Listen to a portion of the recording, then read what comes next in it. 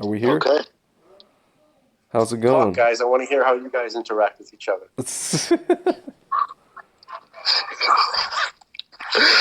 I'm having performance anxiety. Oh my god.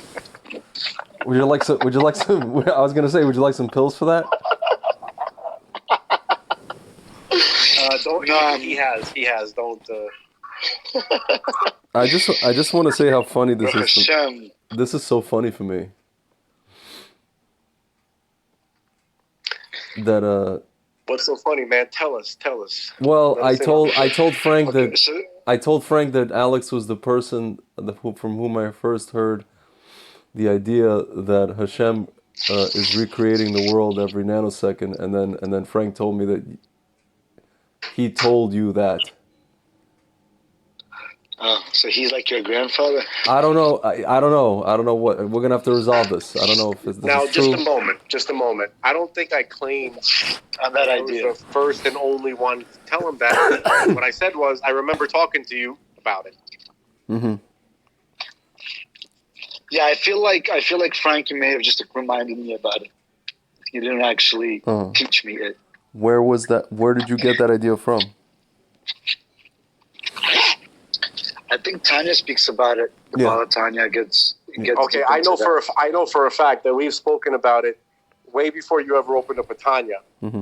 When we were kids, when we met, we had a lot of conversations. Really? It's very possible.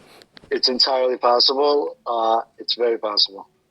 So maybe you planted seeds that took like 14 years to sprout. So what are you guys like Or freaking? maybe- So what are you guys or freaking maybe like? Levi Just had a Yitzhak? conversation. So where the hell would you even get that idea from? Just like your brain? Who?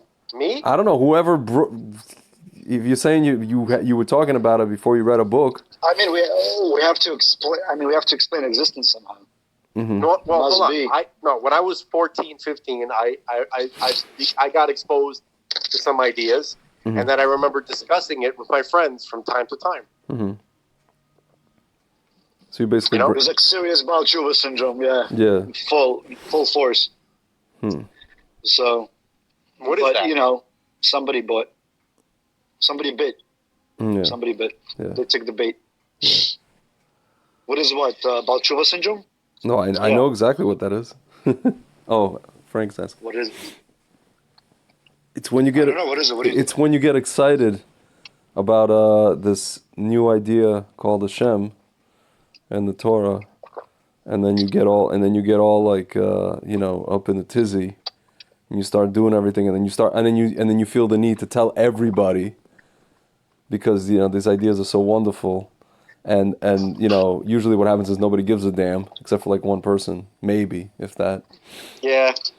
Baal Tshuvas tend to go Shiite on people. Yeah, that's like the. No, it's a real syndrome. It's Yeah. like a real thing. It happened to It's a real me. thing. It's a real affliction. Yeah.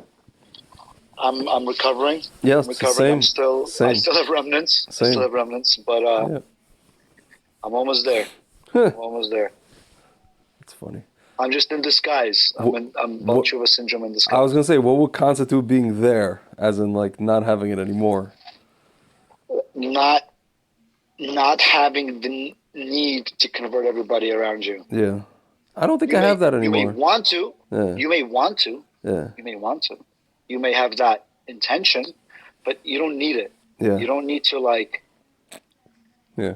It's a deep thing. It's like sometimes people justify their own existence by trying to make everyone else around them. It's called cure of rabbis. That's what it's called.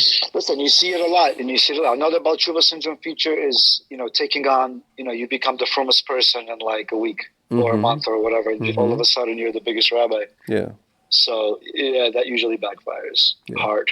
yeah. I mean, by me, I Does think. this qualify for what you guys are talking about?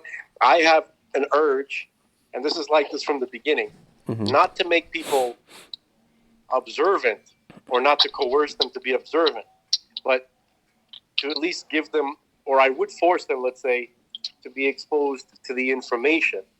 So that way they can make a decision, because otherwise they don't have free will. That for sure I had. I don't know about making anybody religious. Yeah, I for sure had. You mean just like an intention just to bombard Yeah. with information they have no interest in listening to. Yes, that's what With the I hope had. that No, I maybe, wouldn't say with the hope bombard. that maybe something will just Yeah. fall through the cracks. It's what Rabbi Mizrahi said. You know, he's like, you plug Not at all. It's you not what put I the meant at all. CD.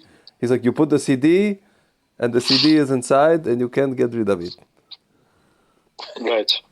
You That's not install the what I CD, meant. you install the CD, and you know, You're talking about information offering, making an information offering. something I'm like talking that. about saying I'm saying that this, or let's say to make, you know how like they forced us to study Spanish Yeah, and social studies. yeah, So that's what I would do to Jews. I would force them to have a primer in the fundamentals Right. of our faith, Like a what history it lesson. is, what is Torah, and then let them do with it as they wish. But at least they know what it is Frank, now. can I ask you a question? What happened when you tried to do this? Because I think you tried to do this with Ucha, or as we like to call him, YXO. Why? The other Alex. Sounds so familiar. Hello, It all Kravitz. came back to, Krav- yeah, I know. So, I haven't heard that nickname in like 15 years. so I have never heard that nickname. his nickname is Ucha. Is that Ear. a reference to that that thing in the Torah where Is this a person whose last name starts with K and ends with a Z? Yes. No. The reason is Ucha is because he had a earring. Right. Oh, So you had to. I remember having no. See, so He was ahead of his time. Actually, yeah. You know, I would say that I didn't have to force anything with him because he was naturally interested in having this discussion, even if Okay. he was, you know. So that's it. Yeah, we just talked He about spent it. a lot of time in yeshiva. He knows his stuff. Yeah. It's just I feel like He knows the he decided that it's like whatever. Either it's not real or it's not for him. If he's the same as he was, you know, from a certain, you know, mindset, Mm-hmm. right? Yeah. When I was talking to him, he would love to talk about Tic Tacs. Oh, probably. Love Yeah. it. The Tic Tacs. Yeah, for sure. For sure. But I don't know if you would attribute them to like some kind of spiritual entities. No, well, he actually told me. I remember him saying that you know, even he said that the Adonai, Yeah. right, this name that we use for God, Yeah. that's the name of a race of beings. He mentioned that to me as well, by the way. I was like, I remember in passing he mentioned that to me. Tic Tacs? You're not talking about the mints, are you? We are, and we're not. We're talking about something that resembles the Tic Tacs, but they're quite different in their nature than the ones that you carry in your pocket. We have to bring I'm up to speed. we have to bring the lawyer up to Got it. speed. Oh, you know what these are? This are? My imagination is traveling to Tic Tacs. And you haven't even smoked yet. I don't know, my kids. You know, my kids get these. They love these like colorful, like rainbow colored Tic Tacs. But I guess those wouldn't apply under the circumstances. It could Not be. at all. No. There was I'll tell you quickly. Clarifying the situation. I can clarify. In case there was any doubt. I can probably do it in 45 seconds.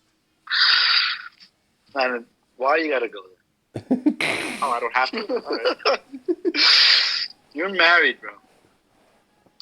I feel like we're speaking past each other. I have no idea what you're talking about. Yeah. So I feel like I missed so- something. Frank, so explain to us what these things God are. is recreating. Yeah, God is recreating the world every second. That's really happening. We have proof. There's a proof of that if you just feel your heart. Yeah. I feel like I missed something. Did I travel into a wormhole and miss a section of this conversation? Yes, you did. That's what it feels like. Moving on from Tic Tacs.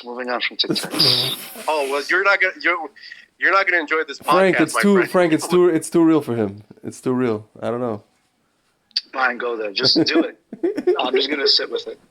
You're one of these people. I'm gonna sit with it, and I'm gonna whatever comes, and I'm gonna accept it and go through the steps. Yes. I don't know why this has to be so dramatic. This is a 12-step program podcast. The three steps express. Yes. Exactly. All right, I see what's happening. I'm starting to get a sense of what these conversations are going to be like. The truth is, whenever you have TikTok, you always got to go with an odd number. It's critical. Yes. All right, Alex, let's catch you up in 45 seconds or less. Go. Yeah. There was a fighter pilot. His name was Chad Underwood, Captain Chad Underwood. He's a naval aviator, and he flew F-15 Hornet, F-18 Hornet for the Navy. He was flying on a routine mission, exercises, where he saw a strange object, which he caught on all of his instruments, the visual and all the various spectrums. Okay? And it appeared to him to be in the shape of a Tic Tac. What year was this in? It looked like a Tic Tac. Frank, what year was this in? 2004. Mhm. Okay, so this was in the news a lot. It's like UFOs? I'm telling you how this news was told to me on the TV box with the moving pictures. Okay?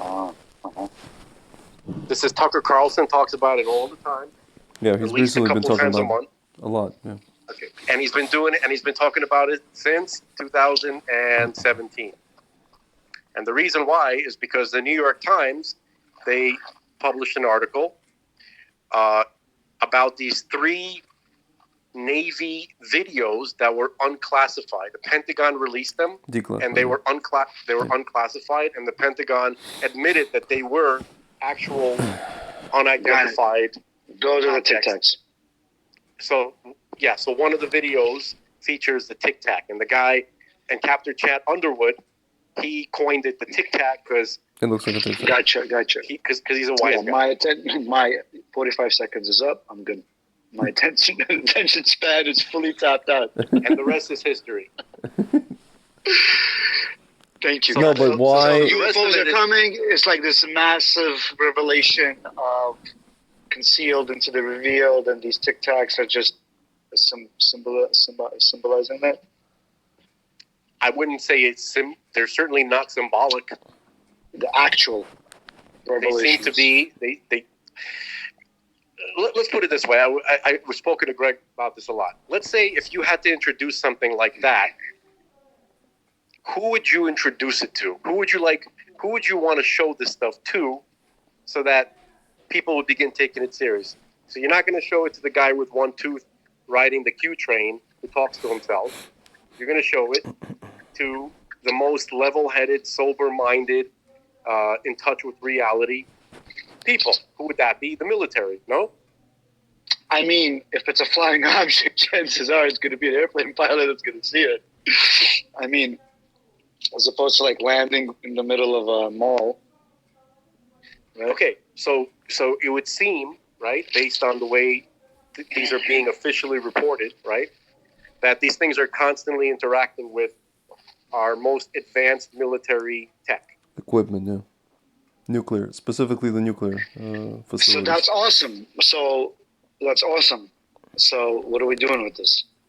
So what are we doing? We're trying to understand, how does it fit into our hashkafa? How does it fit in to what we're supposed to be seeing right around this time? Yeah. Is it on schedule? Yeah. Is it related to what we were talking about? So there certainly seems to be a lot of material in the Torah from Chazal that sure talk about this kind of stuff a lot, but that's the material which everyone nowadays absolutely ignores and actually scoffs at for the most part. Because of it makes them feel very uncomfortable. You know, like you're telling me about this stuff, and it's really cool and it's really interesting, but it's like, how is it relevant to me right now?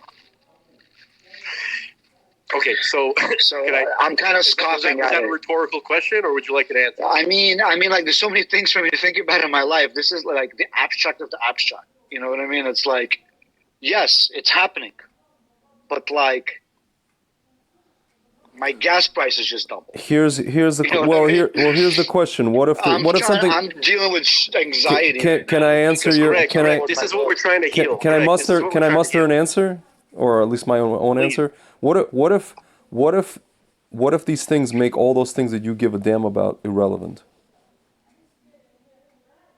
What if the existence of these things will make everything else pale in comparison? Like all your... That would be amazing. Not to say that like, oh, Chick That would Chop be probably... great. I'm ready. Make everything irrelevant. No, meaning... What has to happen to the Tic Tac? It's not two. It's what... You mean it's symbolic? It's what people understand to be reality versus what reality actually can be, what reality actually might be, versus what we've come to think of what reality is. And I think that, I mean, Frank, you can correct me if I'm wrong. I think that we're so stuck, especially even the people who are supposedly in Torah and in mitzvahs and in spirituality in a real way. I'm not even talking about the people who are just kind of going through rote. I'm talking about people who are, even in a real way, are still kind of, it's very difficult for people to wrap their heads around the idea that whatever we see in front of us, you know, it's not even the tip of the iceberg. Let's put it that way. So you're saying that these concepts are a reminder that there's another way to experience reality that is not stuck in the day-to-day stresses. It's not a concept. These are whatever you want to call it, entities. It's a reality. Where they're here. It could be. I mean, Frank, again, you could elaborate on your own. It could be that they're here. What is that noise? There's some background noise. I think that was me trying to open my snack. Sometimes we have Chin Chang Chong, the chai coms, giving us crazy noises. Oh. And we want them to get off the phone. But Frank, how would you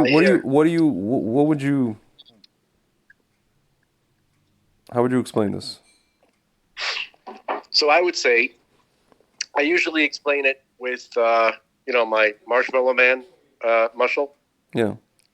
So I just want to quickly explain it, but not get stuck on it. So basically, Alex has definitely seen Ghostbusters. So in the end of the movie, the whole New York witnesses a bunch of crazy ghosts flying around and weird supernatural light shows, and then 100-foot Marshmallow Man walking down Park Avenue or Madison Avenue. Okay, now, so what does that represent? That is symbolic. That one, you keep saying symbolic, so that's a symbol. So what is it? What is the effect that it had? In reality, if people saw something like that, they'd realize that their reality has changed forever. They literally could not go back to their old lives. They could not return to their old stale consciousness. They would automatically be forced to ask some questions. The questions themselves will expand the consciousness and never allow them ever to go back to their complete darkness. People, for the most part, are in such complete darkness that they don't even know that there's a non-darkness to look into. So a Marshmallow Man walking down Park Avenue will awaken people to the fact that they are in a darkness, and then they would be asking the right questions finally, and using their energy and their minds to find the answer, which would lead them to the answers eventually. And not only that, you guys are both familiar with this idea, this Hasidic idea, Kabbalistic idea of arousal from below, right? And then response from above, correct? So when there's something that the human mind en masse begins to wonder about, begins to question, that evokes a response. That is the arousal from below. And then there will be a response from above. Okay? Now, so who's the Marshmallow Man? It's happening. So it would seem that, in my view, Hashem has chosen to use things of that nature, right? What the military men and women are experiencing all the time now. Okay? And that information is seeping into the public consciousness.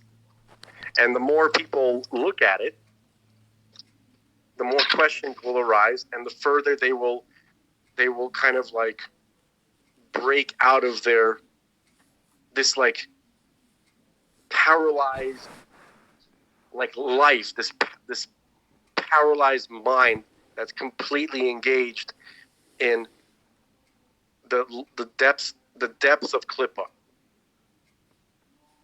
Okay, it could crack the Klippa. It could just the questions alone, just the thinking about it itself. That's what I believe. That's its primary purpose. Now, in terms of Chazal and the statements that they made, you guys with me? Yeah. With you. Okay. So there seem to be several statements from Chazal which kind of fit into what's happening, and it fits with the schedule. Because we're on a schedule, right? Okay. Certain things are supposed to happen by certain times, right? So one of them is like this. This is a statement from the Zohar, which is actually, I think, a commentary on something in Zechariah and Zechariah 14, verse 5. Yes. Okay. This is us. We do it. We try to do a voice which impersonates Rabbi Mizrahi. Rabbi Mizrahi. Yeah. So do I get okay? Zechariah 14. Okay. So Zechariah 14, it talks about Mashiach coming with the armies of heaven. Okay. It's the term there is used, the holy ones. He comes with the holy ones. Okay, fine. The Zohar has a statement which I'm paraphrasing. It says, Mashiach will come with the armies of heaven out of the sky. Okay. Now, obviously, as you can imagine, modern rationalist rabbis are going to rationalize that, and they're going to say, that's a mushal. Here's what it represents. Here's what it symbolically means. And they could be right. However, as we know, Torah comes in layers. The layers don't necessarily, actually, they never contradict, right? Pshat never contradicts the remez or the drush of the sod. We know that, okay? However, sometimes there is a pshat level which people neglect. This could be, and this is certainly not my original idea. I've heard this from possibly several rabbis, one in particular that we discuss, that we bring up very often. Yeah, it's on Bar Tzadok. That's right, Rabbi Ariel Bar Tzadok. Okay, and he really went out on a limb to discuss information. He's a real mikubal, okay, and he's very, very knowledgeable, and he talks about stuff. He spills the beans on things that probably nobody else would. Okay, and he brings the sources. Okay, and so he is very open in talking about this. Okay, so I primarily got that particular aspect of this idea from him. Okay, but I have heard others discuss it as well. So you're basically saying that the Marshmallow Man is right here in front of us, and the significant majority of humanity is just willfully blinding themselves to it. Correct, and especially, you see, the truth is that the Marshmallow Man has been kind of poking himself into our reality for probably about 75 years. However, for the last 5 years, it's been in the news, like blaring nonstop, and yet people are still ignoring it. That's a problem. Yeah, but it's not really affecting people's day-to-day lives. That's what I said before. That's the main question. It's not. Yeah, but it should be. Like, that's the point. Economy still goes on. Problems still continue. Yeah. Because it's not like. Because it's being ignored. Yeah, but you need everyone to see it. It can't just be. For sure. I agree. I agree. So it's not only being ignored. I think it's also being obfuscated. It's also being obfuscated by meaning the level of revelation required needs to be stepped up. I couldn't agree with you more. We've been Mama's talking about that like the whole time. But a lot of it is being, in terms of like there's a lot of ridicule in the media. The media is basically trying to obfuscate this as much as they can because it wouldn't be in their favor. Traditionally, yes, but lately, even the media, right, has gone on board. But because the media and its credibility has taken such a hit, oh my goodness, a lot of people are ignoring even this topic, right? Which possibly because of its association with the media, right? Yeah. So who did that? That's the work. That's the handiwork of the Sitra. Can I ask a practical question? How many people are actually taking the media seriously? That's literally what I just said. That's the problem. That they have lost so much credibility that even if they say things that are like basically legit, that's why I'm kind of grateful that Tucker Carlson is the primary guy talking about this. Yeah, because people more or less trust him, so to speak, sort of. Yeah, relatively speaking, when you compare him to everybody else in the media, people still have some level of trust for primarily Tucker Carlson. At least 50% of the people. Right. So, meaning whoever is still watching the news from mainstream media, most of them are watching Tucker Carlson, and probably a large percentage of them believe him. So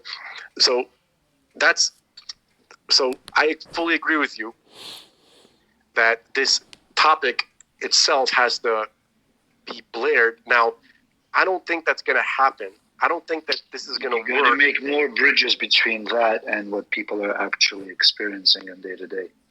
Right. So I think, agreeing with you on this point, I think that this phenomenon itself needs to assert itself, physically, for the and in a semi-permanent way. Yeah. Okay, whatever it is. Okay, so let's say one of these things, let's say we're just to start hovering, kind of like maybe 2,000 feet above any city, any major metropolitan area on Earth, just one of them. That would do the trick. What do you think? What do you think is Hashem? I mean, it looks like it. Let's say if Hashem is, so to speak, holding it back, why do you think Hashem would do that? So I don't think that Hashem is holding it back. Okay. I think that let's say what Hashem allowed to be revealed so far, it should have been much more effective than it was. But that's what I'm saying. Why wouldn't Hashem just release the hounds, so to speak? I think that you know what I mean? The information that's been released thus far has been kind of like a way to gently acclimate people to not be completely annihilated in their mind if they were to actually see this. So I think that we're far past ready. Most people, okay? It's never going to be everybody. Yeah. Okay? We're never going to be fully ready. Okay? But isn't this more like an external influence causing an internal reaction as opposed to perhaps an internal influence causing an internal reaction? Maybe that's what needs to happen. Like, why are we dependent on something external from ourselves to trigger this revelation? Why? Because we, first of all, we have to be less self-centered. Okay? Everything about our generation is all about me, about my progress, about my environment, about me. So there has to be something. Well, there's a reason for that, because that me is constantly under attack. Okay. So some people, you know what I mean? Some people manifest their recovery in not good ways. But there's room for me, right, in the context of responding to something that is bigger than us. Okay? And it's both external and internal. Okay? It's everywhere. It's not. See, people treat Hashem like it's just an internal reality, and it doesn't extend to the world. That's why people have trouble with the idea of accepting things that seem to be outside of physics. Wouldn't this be like the difference? Let's say you have the whole concept how in Mount Sinai Hashem put the mountain over the Jews, and they accepted. Yeah. And the story of Purim, where the whole process was complete, where they really accepted it. So maybe the whole concept of these TikTok, that's Mount Sinai. Hashem is waiting for the Purim story. It needs to come from inside. I think that what this probably fits more into. Do you understand what I'm saying? And Purim is where we are now. Dude, we've been through Purim many, many, many, many times. Listen, this is where I think we're. Do you hear what I'm saying? I hear what you're saying, and that was necessary, but we're far past that. We've been in Purim. Maybe the Geula is the act of doing it on your own without that. So you're saying we don't need Mashiach? No, I'm not saying not saying that at all. So Mashiach. So what's Mashiach? Is Mashiach a guy who comes to do something for us when we don't need it at all? Oh, he just shows up when all the work is done? Good question, right? I think a lot of people in the Torah world. If the Marshmallow Man is here, the Marshmallow's not working. Well, no, we haven't given it a chance. And if we want to use, like I do want to use, the Ghostbusters movie as a mushal, then even in the movie itself, you had like a minor kind of like, here's a ghost here, right? Yeah. But then when the containment unit exploded and released all of them all at once, then that was like so it's something, it's like it's working up to a climax. Yeah, to a crescendo. Yeah. To a crescendo. That's a better word. Thank you. Okay. Yeah. In this environment, a crescendo is a much better word. Yeah. Okay. So what I think it's an arousal from above leading to an arousal from below. That's what you want. I think that the whole gullus, the last 6,000 years, has been one big arousal from below, finally evoking the big response from above. That's the overall picture. Okay. Got it. Okay. But if you recall, initially when Hashem created our world, right? And it says this is before there was a man to work the garden, right? So God made the mist fall to water the soil, right? So the first step Hashem had to do himself, because there was no man to evoke an arousal from below. So God had to take that first step. So it would seem that that's similar to begin the new world, right? The new world that we're about to go into, Mashiach world, Shabbos world, Olam Haba. Okay? There has to be that mist, again, that mist from above, because consciously speaking, there is no man yet to arouse from below, meaning it representing the state of mind that we're all in right now. You mean the Rebbe isn't here yet? Well, yeah, that's what I think. Yeah. Okay. So, just a little bit of controversy went on. I don't.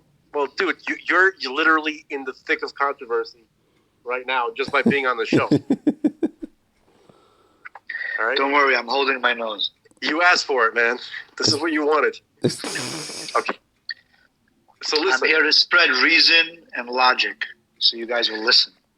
Okay, I think. Listen, man. Well, listen, and see the light. We're Alex, all when about. I hear it, I'll let you know. Drop these crazy conspiracy theories. We're all about reason and logic. When I hear something let logical me suffer. from you, I want to suffer.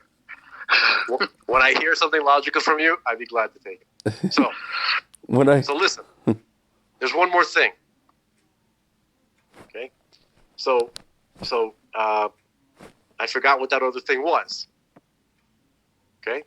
So we're gonna move on from that. There's definitely one more thing. Okay, no. So so basically, that's kind of, we talk about this topic not because it's an escapism, and not because it's fun, and it's not, and it certainly doesn't help us in terms of being, accepted by the stiffs. Okay. However, without people looking at this topic, like, God showed it to us for a reason. So some people have to pay attention, obviously, right? And some people got to take it on the chin, trying to get other people to look at it too. Yeah, if we're saying ein ol milvado, I mean, this can't not be from Hashem. So now you're asking, the only good question is, what the hell does this mean for us? I mean, in my opinion, it's not happening intense enough. Right. You live in a society. You live in a society where consciousness is constantly bombarded. Yeah. Like a massive competition for our consciousness. We're stuck. We're busy fighting off the phone and the screen and that. It's constant. It's constant. Where the attention span just doesn't exist. So you get something like this, which is really requiring an expansiveness and a real, reconsideration. Is like pass. You know what, Alex? You know what's crazy? What's next in the news? If this has, what's Russia bombing Ukraine. No, listen. If this has happened, maybe even like 10 years ago, ironically, people probably would have paid attention like crazy. No, you're right. It's really like. I was watching, like Waters World, the guy. He normally makes jokes, on Fox News, and he covered this, and then he said, "What do they want?" And everybody's like, yeah, what do they want? Like, they're asking the same question as you, sort of. Like, either what do they want? What are we supposed to make of this? And if they're not going to tell us what they want, if no one's going to tell us what we should want out of them or what they want out of us, then we're just going to move right along. Next, like you said, next topic. So it's kind of like the kids are. It's like, hey, okay, we'll see you later. Yeah, you're right. You're absolutely right. And it's not, come back when you have more information. Yeah, exactly. Come back when you're like, have a pulse or whatever, I have some stress and anxiety too. Yes. Ruminate on. So basically, that word, whatever. So basically, here's what it is. They're like, this is partly what they're doing. These things, whatever they are, and I'm sure that that the form of them is flexible. They show themselves to us as something that we can initially, accept because, it looks like something technological on some level, perhaps. So we can kind of wrap our brains around that idea, right? And yet the way they behave is completely, they break the laws of nature. Like there's no way to explain it by physics. Okay, so what they're doing is in the news, right?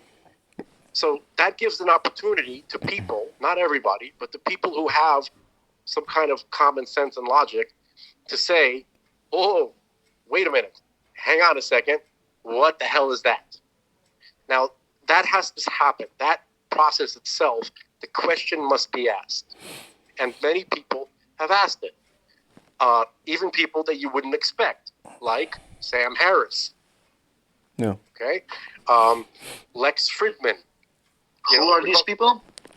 Sam Harris is a famous, I guess you call him a famous atheist. He's one of like the atheists. He's a Jewish guy. He's the Rebbe. He's the top. He's the Rebbe of the atheists. He's probably the current leader of the atheist.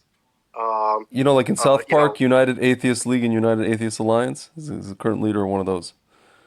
But so this is very important. Spiritual leader. Something like that. Yeah. He's the head theologist. He believes he's the biggest guy out there right now. He just took Dawkins' mantle. He's different than Dawkins because because Sam Harris, first of all, Jewish guy. Yeah. Second of all, he believes that morality from the morality from the Bible, more or less, right? Yeah. Is important, but it can exist without the stories and all that stuff. Without the stories, without the mythology. It can, it itself, and obviously he's very wrong because the primary reason why anybody takes those things seriously is because they have a fear of a being that either they're scared of reprisals or they're scared to disappoint, right? They don't to disappoint God, right? Just on an emotional level. There's levels of respect that kind of promote people or to encourage them to keep the morals. Okay, so that sounds intimidating. Right. That's a side. Well, that's what Hitler was intimidated by. He wanted to remove humanity from those shackles. Yeah. That was his issue. Yeah. That's Greg is correct. That Hitler said it himself. You know. Yeah. He said that the conscience was one of the pagams, right? Yeah. Is one of the blemishes that the Jews have caused on humanity. That and circumcision. The conscience. Yeah. Yeah. For some reason, he chose circumcision. I don't really know why. It's kind of interesting to me, but why? Because it takes some of the sensation of sex away. Mm. Okay, it's more of a sensory experience with the foreskin. Wait, isn't it the opposite? Yeah, I was going to say, isn't it the opposite? No, it's not. Okay. Okay. No, it's with exposed foreskin. It's actually kind of. Let's talk about Hitler instead of this.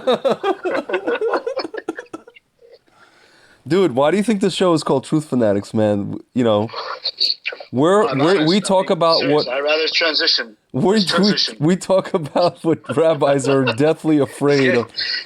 You know what they say about the heat at the kitchen? Exactly. If it gets hot, make it hotter. So listen, they say in the Bible.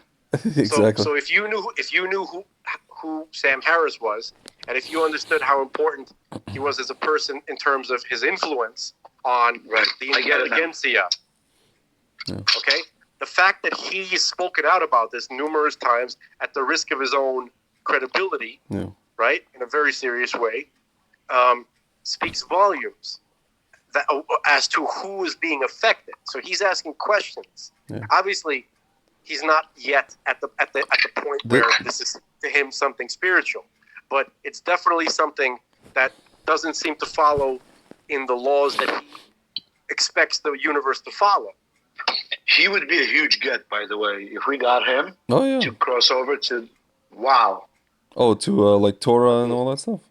Yeah, huge. Oh, of course. Listen, it's those kind of people. Yeah. It's those kind of people that end up being like the biggest chassids. You know, these biggest antis. Like, you know, you're talking. This is a guy. He's like the number one, what we call blue check mark on social media, as far as like these things are concerned. As far as like thought leaders or whatever you want to call it. Is he? What's his background? He comes from an Orthodox background? No, I don't think so. He's a Jewish guy. Just I think he's from California or something like that. He wrote a few. I'll read to you about Sam Harris right now. He wrote a few books. Sam Harris. Let's see. Here. Samuel Benjamin Harris. Yeah.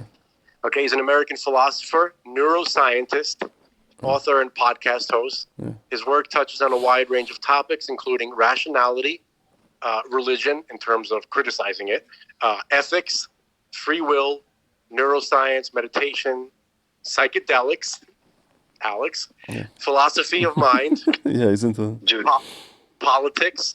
Yeah. I'm only saying that, folks at home, because he asked me about psychedelics.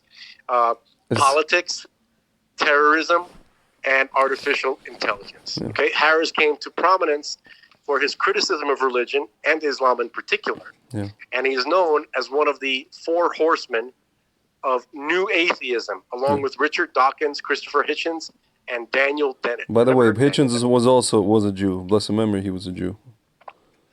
I'm so curious about these guys' childhood. Greg, you told me he found out later, right? That Hitchens found out when he was like 40 years old that he's Jew, that his mother's Jewish. So, and his brother's still alive. What's his name? Peter Hitchens. Listen, you said something interesting. You said how this idea of morality exists outside of the narratives in the Torah, right? Yeah. And how... he didn't say that. He said we don't need the narrative. Yeah. We could just use the morals, but he's very wrong about that. I mean... You were saying? Blind, actually. Right. It does seem, though, that not that this is what he was saying, but the morality of the Torah does exist in some ways before the narratives, and the narratives are just the manifestation of that morality in real life. So the morality they don't exist separate from the narrative, though. I mean, nothing is separate from anything. But in terms of the way the morality is communicated to us is through the narrative. That's how we really learn about the nuances of the morality. But the narrative is not just a vehicle. The narrative itself is absolutely synonymous with the morals. See, what he would be saying, I probably in this discussion would be like, no, we don't. The vehicle, we can trash the vehicle. It's completely useless. It was only a vehicle, but it's not. That's the big argument. That's the big contention. So, meaning we need the Avos to teach us about the spirits. It could only be the Avos, only. Because they are the Sphira. So who do we got today? We got... That's, what's it called? We're starting Moshe Rabbeinu. Are we? Oh, that's right. Well, in the spirits, the week of Netzach. Yeah. And Moshe Rabbeinu is Netzach. But hold on. So the reason for bringing up Sam Harris and Lex Fridman, who's probably of a similar mindset, okay? Alex, do you know Lex Fridman? Lex Fridman is more just kind of like a blank slate. He's just looking to absorb. He's not a blank slate. I don't know who these guys are. He's an MIT scientist, physics, math, who started a podcast to talk to other people who are, highly successful, intelligent, influential. Okay, and he got a lot of support, even from Rogan. It's a Russian Jew. Russian Jewish guy. Okay, Rogan likes his podcast. He promoted it. He even was a guest on it, and Fridman was a guest on his podcast too. Whatever, that whole crew, that circle. Yeah. Okay, so people like that are being greatly affected, including Joe Rogan, by the way. All of them are asking like, whoa, what the hell is going on with this Tic Tacs? Can somebody please tell me this is important? They've been screaming at the top of their lungs. Okay, and they've also been critical of celebrity scientists like Tyson. Neil deGrasse Tyson, yeah. Neil deGrasse, Degrassi Junior High. Yeah. Tyson. Yeah. Okay, all right. Who likes to scoff at stuff like this, or Bill Nye the Science Guy, that guy. Brilliant. You know what I mean? Who's not, If you have to tell people that you're a science guy, then you're not a science guy. Am I just too old? Like Bill Nye the Science Guy, I know, but am I just too old that I don't know any of these guys? It's not a question of old. It's a question of you gotta just These are people born. I hear you. Okay, so these are the guys. These are the guys that That's the purpose of this podcast, to set the intention to spread the truth, so guys like that can eventually come around. I think I believe that they don't even need this podcast to come around. I believe that the more they think about what bad is, and the more they talk to people who have been seriously studying this issue, namely Dr. Jacques Vallée, people of that nature, they're going to step by step going to come to a very massive realization. Mention the whole story of how one of these things disabled. Okay, so here's how real it is, Alex. Okay, and I had the privilege to actually talk to the gentleman who I'm about to tell you. His name is Captain. I used to think he was a lieutenant colonel. Turns out he was a captain in the Air Force, Captain Robert Salas. Okay, in 1967, he was an Air Force nuclear missile launch officer. Just let that settle there for a second. Okay, so he was operating out of a nuclear missile base, which is located in Montana, and they called it Malmstrom. Some kind of Swedish name. Malmstrom. Like Strom. Like Malmo, but Malmstrom. Something like that. Yeah. Okay. And so he was responsible for 20 intercontinental ballistic missiles, each one nuclear capable, like hydrogen bombs. Okay. So he alone could destroy the world. Okay. And remember, in 1967, everything was wired. You're not going to do anything Wi-Fi. Okay, so it was really, literally just him and his fellow officer that they had to stick their keys into the machine, synchronize, turn the key, press the button, the world is over. Now, the type of guy that you're going to get to do this job is going to be somebody who has their shit together. A responsible person. A level-headed, sober-minded, very, very, very straight-edged person. Okay? So here's what he reported. He did a press conference after his non-disclosure agreement was up, 25 years. Okay, he started to plan. When was the non-disclosure? Well, I'm about to tell you what the event was. So he was on duty in his, the place where the. No, my question is, when did his non-disclosure finish? When did he reveal this? 25 years after 1967, but he didn't have the chance to have like a massive press conference until actually 2010. This is when I spoke to him. Okay. The reason why is because he was working with constitutional attorneys, and he was working on getting the the Freedom of Information Act documents from the event itself. Now, procuring the documents took decades. Okay, so when he finally got his whole package together with the paper trail, the official documentation, slightly redacted from the event, then he set a press conference which got big news. And what's amazing, you want to hear about this? How did I find out about this guy? Because I was in FIU at this time. Okay, I had just gotten married. I was in FIU with Hani.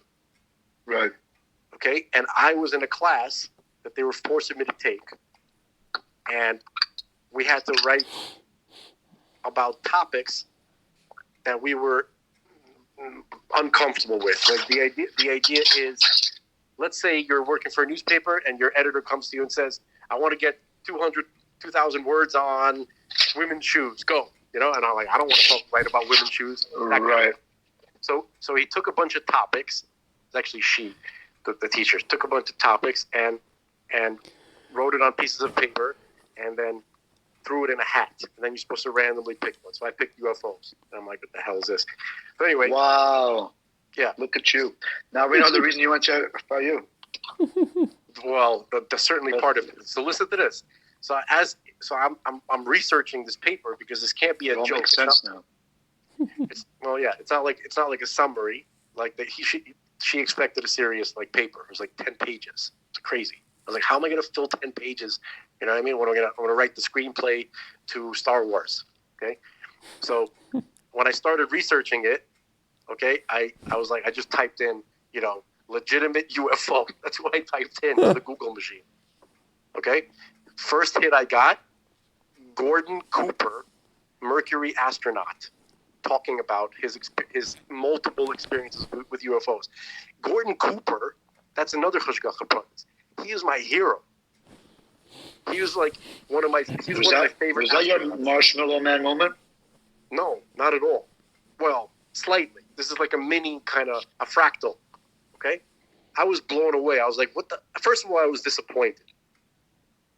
I was like, oh man, come on, Gordon. What the hell, man?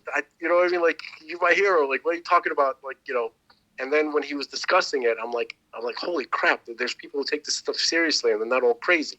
So that was my intro to that. Anyway, in the course of I got on my little YouTube journey, right? And I'm like, holy crap, all these astronauts, what's his name? The astronaut, the sixth story man on the moon, moon, Dr. Edgar Mitchell, another astronaut. He was talking about all this kind of stuff. I'm like, this is crazy. Anyway, this led me to Robert Salas because right as I was researching this stuff, he was going to have a press conference at the National Press Club in Washington about his event. So I wanted to hear, I wanted to participate, and there was a way to see it online as it was happening, right? And I was like, this would be perfect for the paper. Okay, so I called him, And I actually spoke to him. I didn't expect that he was going to pick up the phone, like information. He actually took the phone. I was like, holy crap! I was like, so I'd like to. He's probably dying for somebody to hear his story. At that time, probably. Yeah. Actually, no. I mean, he was like a consultant in aerospace.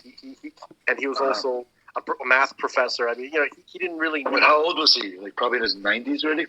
No. He's in his early 70s actually. 67. He was a young officer in 67. Mm. So basically, So I spoke to him and he's like, I was like, so can I watch the press conference? Is there like a link that I can watch it live, stream it? He's like, what press agency are you with? I'm like, I'm in trouble. I was like, I'm not with I'm nobody, sir. I'm just a student, and I'm just very interested in listening to you tell this event. And he's like, well, you're not going to be able to see it live, but it will be posted in 3 days, whatever. So that's how I watched it. And I was blown away. So here's what he said.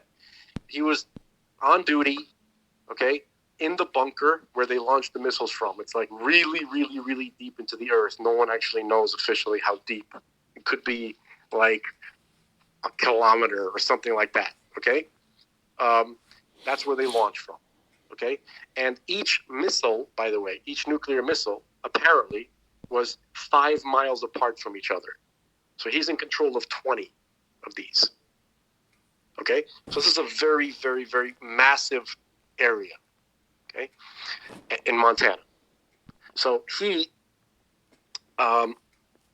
got a phone call from his chief of security, military police. Can you imagine the kind of guys they get to be the security detail of a nuclear missile base? They're not hiring Daryl and his brother Daryl. They're somebody that they, can trust. So he says, and this is all recorded, all the witnesses came forward, okay? They said, there's a giant oval glowing orange thing that's floating above one of the silos. And then as he's talking, he's like, it just darted to the other one. And it was like instantaneously moving, like zipping, literally like 5 miles in a fraction of a second, like back and forth. And as his officer is telling him this, his missiles on his switchboard start going into no-go. Disarm. Okay? So when they're non-operational. That's crazy. Yeah. Subsequently to this press conference, he had found out later that this same event, this type of event, had occurred at another nuclear missile base, which is called Echo Flight, which was like in the same state. It happened to another officer. He got in touch with that guy, got him, created another press conference, made him come forward too. And the guy said the same thing. So from that time, many of these guys have come forward. And also in Russia, they got some of the Russian dudes to come forward too. So this is happening in Russia. What's amazing is that in Russia, one of the events they had there, these things came and turned on the missiles, and they had to scramble to figure out how to make them not take off. So what's going on? So the question is. So now this puts the whole Ukraine-Russia situation in a little bit of a different light. Well, it puts everything. Actually, I saw today a Democratic. And I hate to bring up news, but sorry, a Democratic lawmaker from the Armed Services Committee said pretty much, we're at war with Russia, which was kind of insane for someone from our government to say that. I actually. Well, what do you think, Alex? What do you think they've been saying? What do you think they've been saying in Russia internally? They were already telling their people that, and as I think of tomorrow, because tomorrow is May 9th, 9 Maya, and tomorrow they're telling these people that they're already in World War III with America, and then they're going to do like a mobilization, like a serious mobilization. So by them in their is that what's happening in Russia? Yeah, in their minds, that their media is telling them we're already in a not a operation in Donbass as they were saying before, not a operация, but a war, mamash. So I mean, I don't know if America is down with that. but that's what they're telling their people. So I would think the way things are going in this country, if that's actually what they were telling their people, we would be hearing about it, no? Wouldn't that be like screamed in the loudspeakers? Or maybe they're saving that for the election. I don't know. Yeah, it could be. Because I don't know if that's like a popular, I don't know. I think they know that most people are in the isolationist mindset. Like, why do people want to drag themselves into World War III? You know what I'm saying? Like, they know that people are not down for that shit. Pardon my language, unless they orchestrate another. No, we're saying. So I'm actually feeling a little bit more relieved now that I know these super terrestrial extra beings are controlling the nuclear warheads. Well, here, check this out. This Robert Salas guy. At least they can. Well, you know what he said last week? He wrote this on Twitter. This Salas guy, literally a week ago. The missile launch officer. I recently had this is what he wrote. I recently had a conversation with Dr. Richard O'Connor and James Lowe on UFOs and nuclear weapons and the road ahead toward disclosure. Basically, there's apparently gonna be congressional hearings about this. The question is when. They actually had it this week. Okay. They had one of the hearings already. How was it on television? Was it? Is this public? Did any? Yeah, I was gonna say. Yeah. No. I don't think it was televised, but it was reported slightly. Where they asked, where the most outspoken of the people involved in this is actually this awesome Senator Tom Burchard from Tennessee, I think. Okay. Republican guy, and he is like, if you hear like his statements, I think I sent you a clip of him. He's really fed up. He's like with the cover-ups and secrecy and all that kind of stuff. Yeah. And the person who was really involved in this as well is Marco Rubio for some reason. Interesting. Yeah. Little Marco. Little Marco, right? So because he's on the Senate Intelligence and Armed Services Committee. That kind of thing. Yeah. So what was the name Trump called him in one of the debates? Little Marco. Little Marco. Yeah. No, there was another one. Little Hands Marco, maybe? Like little hands? Something there's a beautiful word. It branded him, finished him. When Little Marcus, I remember it. Donald it Trump. It had to do with him stuttering or like... Nickname for... I mean, he made fun of everybody. He made fun of, like, Jeb Bush. No, but he gave one specific name. Just a moment. To Marco Rubio. Yeah. I remember he never started it. He's always responding. He called Rod Rosenstein Mr. Peepers, which is kind of funny. Yeah, Little Marco and Little Marco. Yeah, Little Marco. That's what it was. List of nicknames. There's a whole list of nicknames. Because Marco Rubio was sweaty. Yeah. Right? So Trump was like holding a bottle. He goes, "Oh, here's Marco." He spills the water. Dude, there's a whole list of Wikipedia of nicknames that Trump came up with for people. Mike Bloomberg, Little Michael, Mini Mike, Richard Blumenthal, Da Nang Richard. Like Da Nang, like the Vietnam. Da Nang Dick. John Bolton, Mr. Tough Guy. Jerry Brown, Governor Jerry Moonbeam Brown. Jeb Bush's Low Energy Jeb. Low Energy Jeb. Pete Buttigieg, Alfred. Bull Merchant. Pete Buttigieg is Alfred E. Newman and Boot Edge. What the hell? Yeah. Sleepy Carson, Wacky Bill, Sleepy Bob Casey. Oh my God, everybody's sleepy. Stuyvesant, do you know who Alfred E. Newman is? From Mad Magazine. Yeah. No. Matt, if you've ever seen Mad Magazine, they always feature the same like. Is that the cover? The guy, the guy with the ears. Like the doofy-looking kid, right? Yeah. Butt Egg? That's Newman? Butt Egg look exactly like him. You have to see the comparison. He nailed it. Trump nailed it. That's brilliant. No, he's a master brander. He is. He like a social media, like tattoos them socially. Yeah. That's it. Okay, you can't get away from it. Hold on. I just want to say, before we get too far away from the point, I'm gonna brand the point right now of why we even brought this up. Mm-hmm. Because Chazal, in the Gemara in the Zohar, They say that Mashiach comes. Exactly. You see, Greg, this is the mentality that we deal with, and these are our friends. so listen, I'm encouraging. Mashiach giving comes. You background music. Mashiach comes with the armies of heaven to what? To dominate the armed forces of man, to establish military dominance. So the Mefarshim, Chazal, when they were, discussing this idea, they always talked about it in the context of these big, huge wars where 2/3, the people Zachary this and 15 and the eyes are melting. Yehezkel this and whatever. Yeah. Right. Okay. So what seems to be happening, very interesting, is that they are establishing military dominance without actually killing anyone. They're just showing up. They're just saying, guys, do we really have to have this conversation? So it's going to be a bloodless Mashiach revolution. That's certainly, it's certainly potential for it. Wow. It seems to be. You know something? I learned something. You know what? Because I always wondered how the heck we're going to have a bloodless Mashiach, but now it makes sense. And they've been doing it for 75 years. I'm not even being sarcastic. I hear. I appreciate your lack of sarcasm. I really do. It's hard with you sometimes, but contagious. It's a shame,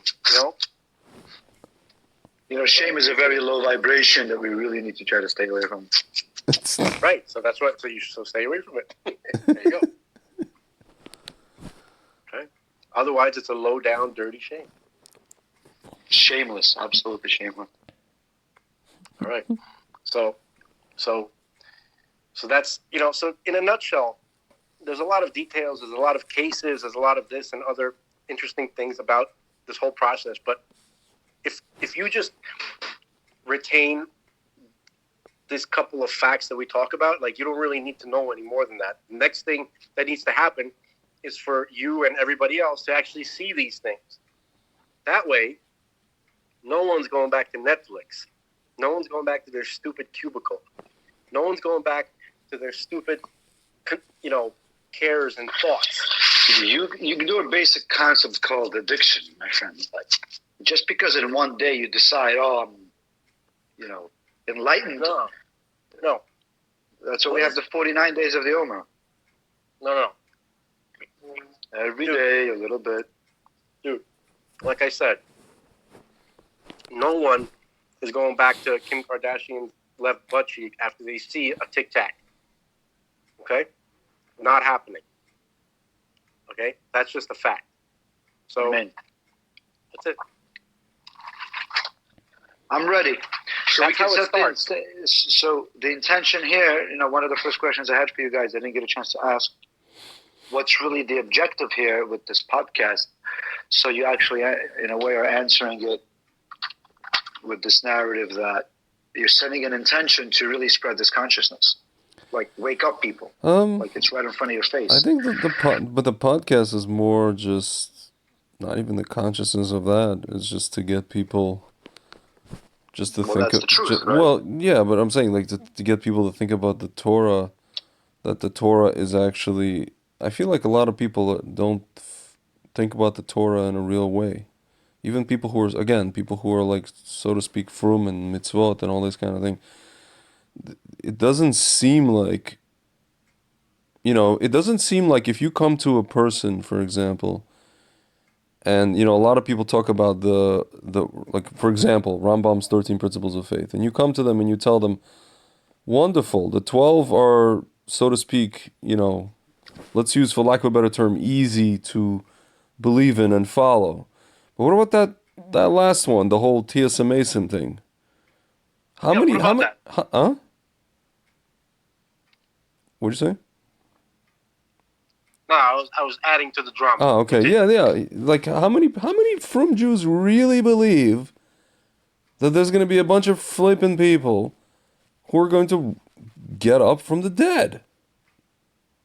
I mean, isn't that later in the process? Whether it's later or sooner, I'm talking about I'm talking about later. I mean, Mashiach comes and 100 years later. I'm talking about. Listen, there are sources, dude. There are sources that talk about it has to be 210 years before 6. It could be within the next like 10 years, but that's not even the point. The point is sooner, later, doesn't matter when. But like. It matters when. Can I clarify? No, it matters. But I'm saying it has to. We have to believe that that's actually a reality. You know, like I mean, otherwise you're a koifer. Hold on, because I think this is like, I'm scared to skirt over this because it's kind of important. Okay. So, in terms of Chazal, what do they actually say about this? Okay? And how many different opinions are there? Not that many. Okay? So, you're not necessarily going to find anybody, except perhaps the Rambam, and not everybody even agrees that the Rambam holds against this, but the vast majority of Chazal, they seem to hold that Mashiach, not the Mashiach, that the resurrection of the dead has to begin 210 years, by one opinion, before the year 6000. The other opinion, 214 years before the year 6000. I was by a shir not long ago from Milstein, who was speaking about this concept of T.S. Mason, and how the whole messianic revelation is a gradual process, how after there is, I guess, the proverbial revelation or consciousness of Mashiach or all of that happening at the same time, to get to the point of T.S. Mason is going to be actually much later down the line, not before. Meaning there's going to be a gradual process. We get to the point when, okay, now we're ready to start with that. And there's going to be a real revelation before that, in the form of what we've been discussing here. So the T.S. was really much later down the line concept. And I think he was referring to like Rabbi Nebuchadnezzar or the Leshem, like it was sourced. Well, the Leshem, talks about... The Leshem, dude? Greg, tell him about the Leshem. No, the Leshem talks about now. If you listen, like Rabbi Pinchas Winston, a couple other people, they're quoting the Leshem and they're talking about... if anything, it probably means... Listen, if you guys want to get a share in the Leshem, every Sunday morning the rabbi gives them one. I'm just saying... Right, don't skirt over this. Listen the whole process might take a while, but it would start like... Bottom line is it's one of the 13 principles, meaning it meaning it has to happen, and I feel like from talking to... Listen, man, as a you want to talk about Baal Tshuva syndrome, when I came back from Israel in 2013, and I would bump into people, especially people, whatever, I'm not going to say the communities, let's say different communities in the Orthodox world, from modern to everybody else, with the possible exception of Lubavitchers, everybody else is just like, this whole stuff. Like, guys, don't play with me, you know what I'm saying? Otherwise, I'm going to hang up my boots. As I always say, I don't have to be here. I ain't got to be here. I came to this stuff at 31 years old. I dropped a lot of things in my life, and I'm here for the real deal. If you're telling me this stuff's not real, then I'm out. Just say the word. I'm out. I don't need to be here. My life could be much easier than it is. Нет, не надо. The real problem, listen, when people accept this consciousness upon themselves and they live with it in a real way, that creates serious responsibilities for themselves to change their lifestyle. Of course. No, you're right. And people, so either you're ready or you're not. Yeah, but I'm saying these people grew up this way, and it seems like half of them don't give a damn or don't think that this is a real thing. I don't know. I could be wrong. So, you know what I'm saying? Hold on. Before we get too far away from this, there's two opinions, guys. No one contends with this. Okay, that the beginning of Tehiyat HaMetim begins either 8 years from now or 4 years from now. Now, Tehiyat HaMetim can extend for the full 200 plus years. But what it says is that the tzaddikim get up first to assist Mashiach, Tzidkenu. And then everybody else gets up gradually over the course of 200 years. That's how it could go down.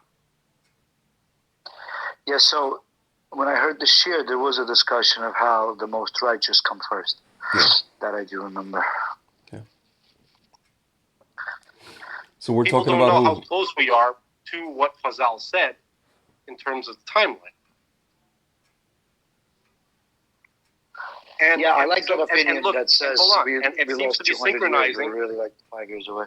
But hang on a second. It seems to be we're synchronized. This is all happening with this whole, nuclear stuff and the Tic Tacs and whatever the hell this stuff is.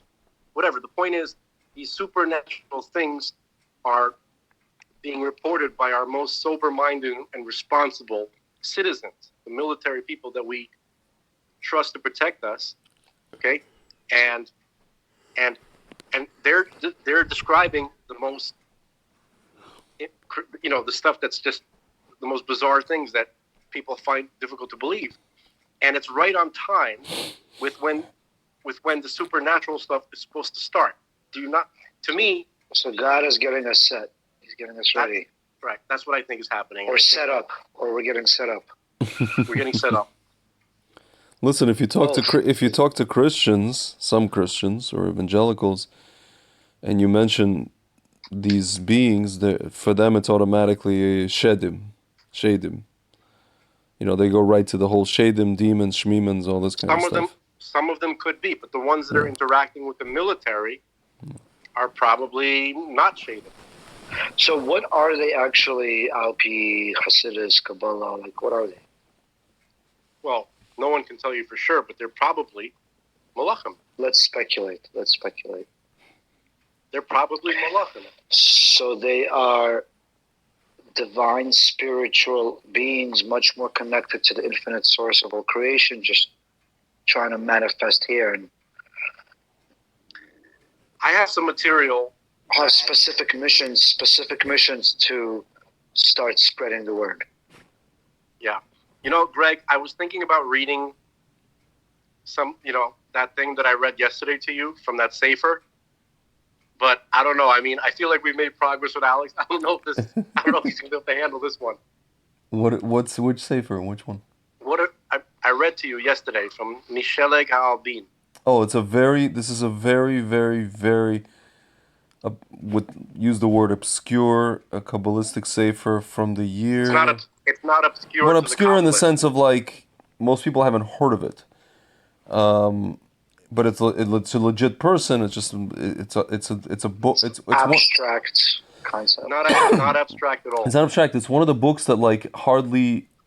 It's surprising that it was even published. Let's put it that way. It's one of the books that was like this. What's it? Rabbi Baal Tshuva. He somehow, I don't know where he gets these manuscripts of Sfarim that were never even published. What year was this? This one was published. I found it and I ordered it. What year was it from? Is it from? This, if I remember correctly, this is going back 600 years. This Sefer, that's when it was put together. Yeah, it's like 14 something. That's not the date of. That's not where the information is from, but it was put together in the 600 years. Someone named Ibn, what's his name? His name is Rabbi Said Ibn Albin. Yeah, anybody named Ibn, Ibn Gabirol, for example. That's that's some Sephardic from Spain, Africa area. It's got to be it's old. It's like how Jews used to call themselves. I mean, this is a long ass time ago. Ibn, guys, most of the writings of the Rambam were in Arabic. Yeah. So when you got this book, it's in Hebrew.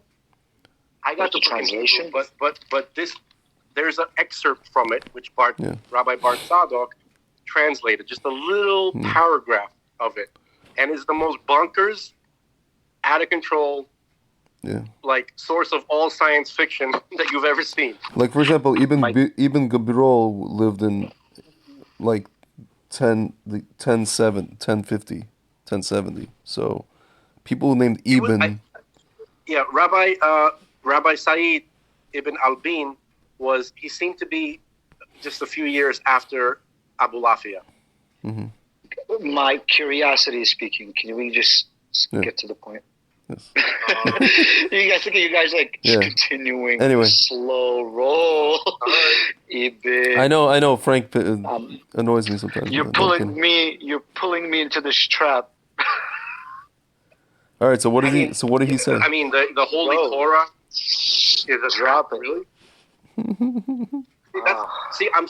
One of my concerns is that's a lot of people, when they're confronted with this kind of, we're talking about from people, when they're confronted with this kind of information, they scoff at it because it doesn't sound like anything that they've ever heard, and they can get in trouble because it is holy of holies. It's one of the reasons why Kabbalists don't really discuss certain topics, because of the trouble people can get into for the attitude they could have when they hear it. That is one of the reasons. I actually heard that. So perhaps it's important for us to just be clear on the type of attitude we need to have before we engage in this. Yes. I would agree. I'm not trying to be a douche. We're usually keeping light here, but when it comes to this kind of stuff, we got to be a little What's the name of the book again? So Frank. Okay, so the name of the book is Umisheleg Albin, which means like snow, I will be whitened. Mm-hmm. Umisheleg Albin. Yeah. It was authored by Rabbi Said ibn Albin. You know what's funny? The first thing that came up when I Googled it is, the website guardyoureyes.com, and it says source for sexual addictions from Rabbi Raptata, guard your eyes. Yeah. Wow. By the way, I found the only reference on the internet to Rabbi Albin was one of the books, the book that I ordered on in the website's Forum Center, but it's spelled a little bit differently. It's spelled Said Ben Albin. It doesn't say the Ibn part. It says Ben. Yeah. So anyway, okay. So what are you saying? Okay, so again, this is Rabbi. Just before you get into it, let me just ask a question about just. Doesn't it make sense for us to do some tshuva before we step into it? No. Like a verbal articulation of tshuva. Like I have harata for the sins I've done up until now, and I won't do them anymore. I think just do it to yourself and just be serious about it, and that's it. That's all that's required. No, I don't think any dramatic proclamations have to be made. Why is that dramatic? No, I mean like a proclamation in its own right has a sense of like drama to it. So I said that hyperbolically. I'm just saying that like if you have to cleanse your intentions, you have to come into something like this with the real just openness. But you know what I noticed? All the schmutz. You know what I noticed? Before so you can maximize the full effect of something like that. All the Kabbalists that I ever, like real Kabbalists that I ever, like, have spoken to, right? When they hear stuff like that, they're like, yeah, come on, let's learn. Okay, you know what I mean? Like, we can't have it too formal, because otherwise... It's interesting. There's a Kabbalist I know that every day, Shachris, at the end of Shachris, he says, everybody repeat after me, and I have charata for all the sins I've done up until now, and that's Chus Mashiach will come b'mehira b'yameinu. Every single morning, and he's known to be a Kabbalist. I agree. I'm not saying they don't do stuff like that, but at the same time, they don't want people to feel. Why are you resisting proclaiming your desire to do tshuva for the sins? You have to ask yourself, this whole thing that you're doing, this little delay thing that you're doing, is this really something good, or is this kind of like a humorous thing? I think that you're just feeding into your own narrative. The essence and truth is that you said sheleg that purifies you, and Greg is talking about guarding the eyes, and I'm thinking how I just spent this whole Shabbat okay, guard your eyes. Alex, here, how about this? I'm serious. I'm also serious. I originally was trying to delay, but this became Frank and I have been speaking about this particular topic, and I'm probably in the schus of listening to this. I'm gonna take on once again, probably for the millionth time. I'm going to attempt to, keep myself clean, as it were. So, B'ezrat Hashem, in the schut of listening to this information, Hashem should help me desperately, because it's enough. He is helping as we speak. Amen. B'ezrat Hashem. Amen. Frank, what do you think? I think we're ready to learn. All we really needed was just the slightest bit of seriousness. Yes. In relation to the following information, regardless of what our natural inclination might be, and that's it. Yeah. Okay. Here we go.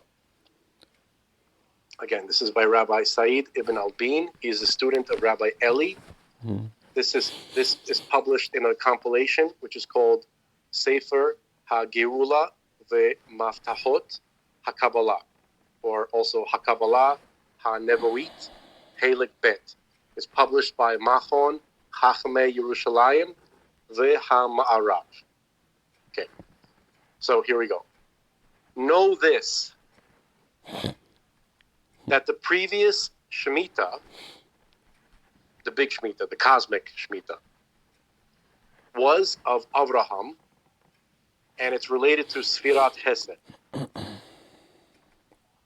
And in this Shemitah, there was a previous Adam Harishon, first man. There was a previous Noah, and a previous generation of the flood, and a generation of the tower builders, and a previous Avraham, Yitzhak, and Yaakov, and Israel, and a previous Israel that was enslaved in Egypt, in a previous Egypt, and they went forth from there, receiving the Torah by the hands of the previous Moshe, and they built a temple, and it was destroyed, and they went into exile, and Mashiach came, and there was a resurrection of the dead. Hang on. I had to turn the page. Okay. There was, for them, the resurrection of the dead. Afterwards, the world was, their Zohama was removed, and their world was rectified, and they were elevated. Okay. And then came the Shemitah, which is known as Yitzhak, or Sfirat Gevurah, which according to this Rav, he thinks that we're in the second Shemitah. But later I learned that most Rebbeim feel that we are in the seventh. That's just out of the text. Just wanted to say that. Okay. The seventh. Yeah, that we're in the last one. Baruch Hashem. But we'll talk about that. Like, I just want to. This opinion is the second. You're saying. Even this opinion, it was explained to me, is that they're not saying that it was necessarily the second, but it was at least the second. Okay, because even this information is presented in certain details are cryptic. Okay, and then came the Shemitah of Yitzhak, because we're almost done with this paragraph. And then came the Shemitah of Yitzhak, which is Sfirat Gevurah. This is the secret of the verse, quote, "The world is built upon mercy." And meaning that the previous world, the previous Shemitah of Abraham, that was built upon mercy. Okay? In that epoch, in that Shemitah, listen to this. The name of Moshe was Mahesh. And now, he came into this Shemitah of Yitzhak. And know that Israel that was in the Shemitah, in the prior Shemitah, the Israel of that Shemitah became Malachim. And the Malachim that were there before, they became Sfirot. And the Sfirot that were in the first one, they became Havayot. That's a classification of angels. And with those Havayot was the new world created, meaning Hashem used them to create the new world. This is the secret of, quote, "And he gazed, and behold, 3 men were surrounding him." Right? That's from Avraham when his guests came to visit him. Avraham recognized that in the first Shemitah, these men, that they were men who had become angels. That's why they were called men. Actually, the Rambam talks about their classification of angels. They're called the Ishim, the men. That's the name of their angelic species, if you will. And know, my brother, that the nations who are the Goyim, that were in the first Shemitah, that they are now the Israel of this present Shemitah. End of quote. It's pretty wild.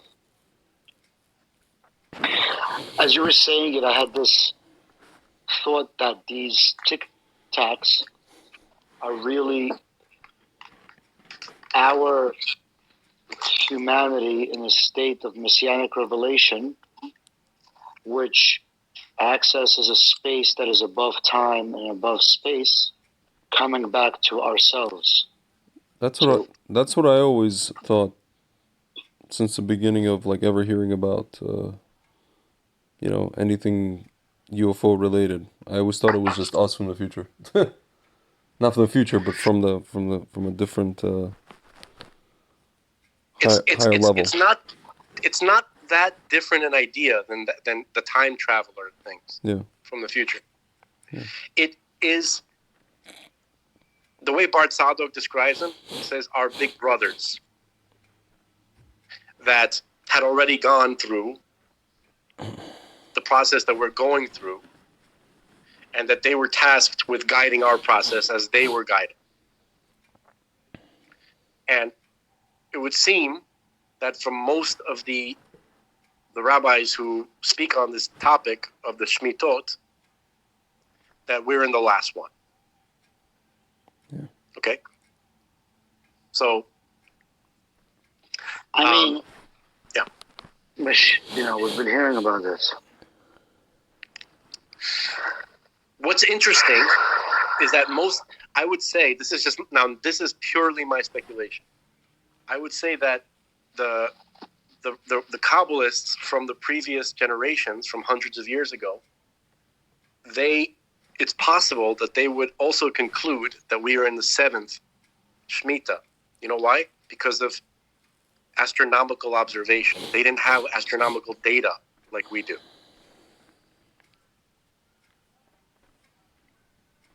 Yeah. Ari Kaplan discusses how Rabbi Yitzhak Min Akko, he does the calculation of how the universe was 42,000 divine years old when our Adam, Harishon, was brought into existence.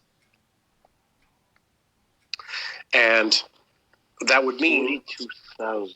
Yeah, but 42,000 divine years, which the type of years, the way it's calculated, by the way, Gerald Schroeder does this pretty much through astronomical observation. But Rabbi Yitzhak Min Akko from 900 years ago, he did it through purely Torah math. Okay, and the idea is, what is that verse in Tehillim that says 1,000 years in your eyes are but a day gone by for you? 1,000 years in our eyes. So basically, by divine math. Yeah, I remember reading this by Dr. Schroeder. He talks about this constant that he was able to identify, how starting from, when God said that there be light, or the Big Bang, whatever you want to call it, as the universe was expanding, one day was a lot longer. So, and he was actually able to identify a constant, some gamma or theta constant, that matched with scientific fossil fuels corresponding to, the day, the fifth day was whatever it was, animals and fish and... Yeah. It fits with the fossil record. He really explained it from a scientific standpoint, how, there was a lot compacted. There's a lot compacted in terms of the way we perceive time now relative to the way it was then. And it explained carbon dating, it explained all of it. It really did. And so basically, his basic premise was, this is Gerald Schroeder, his basic premise was relativity. So he's saying, let's say you and me are standing at the beginning point before everything starts expanding, right? We're standing at the center of... I actually have this book in front of me right now. That's so fun. So we're standing at the center of the expansion, okay? So for us, at the center, from the starting point, the entire universe is spreading. So to us, it would have been seriously 6 24-hour days, which we're still in process. Okay? So we would experience 6 24-hour days, but everybody who is at the edge of the expansion would experience billions of years, and we'd both be right. Mm-hmm. So from God's perspective, it really is 6 24-hour days. You don't even have to do apologetics. It's literally 24 hours as we would feel 24 hours, standing from the starting point, which is, metaphorically speaking, God's perspective.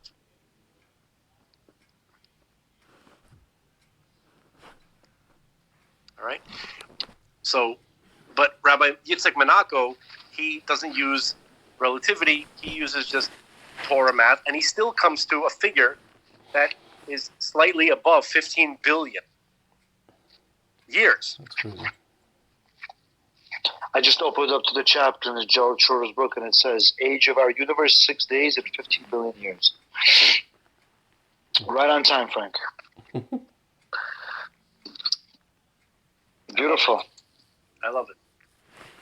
Okay, so I'd like to say that whatever usefulness, whatever positivity, Torah, whatever, anything that God liked about this discussion that we're having, if the merit of that can go to the Refuah Shalema of my brother Volva.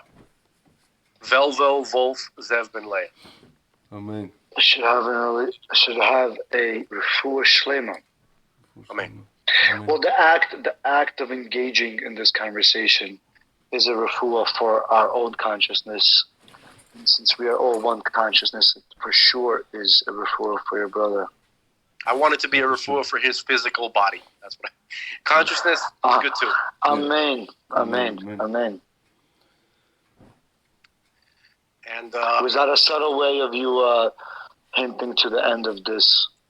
No, not at all. It just I just remembered it was something I wanted to say at the beginning. The night is young. The next idea, I have another interesting. Well, Frank and I talk about this a lot. I don't know. Maybe you'll agree. Maybe you'll disagree. I don't know. Maybe we're just getting old. It seems like that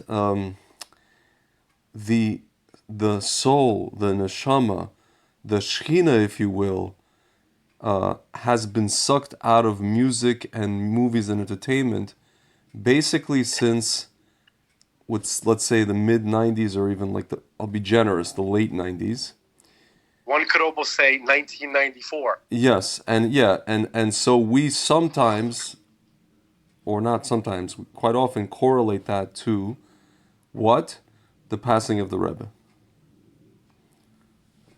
And it just seems like the life has been sucked out of everything. And you know what the origin of this idea? You've probably all heard this statements in the Gemara saying that before the Bet HaMikdash was taken down, nature itself, everything was more beautiful. Yeah. Colors were more colorful. People were more beautiful. They were stronger. They were healthier. Food tasted better. Music was more. Everything was more. Yeah. Guys, I'm sorry. I don't. You're gonna get some real devil's advocate out of me on this one. Okay. First of all, mm-hmm.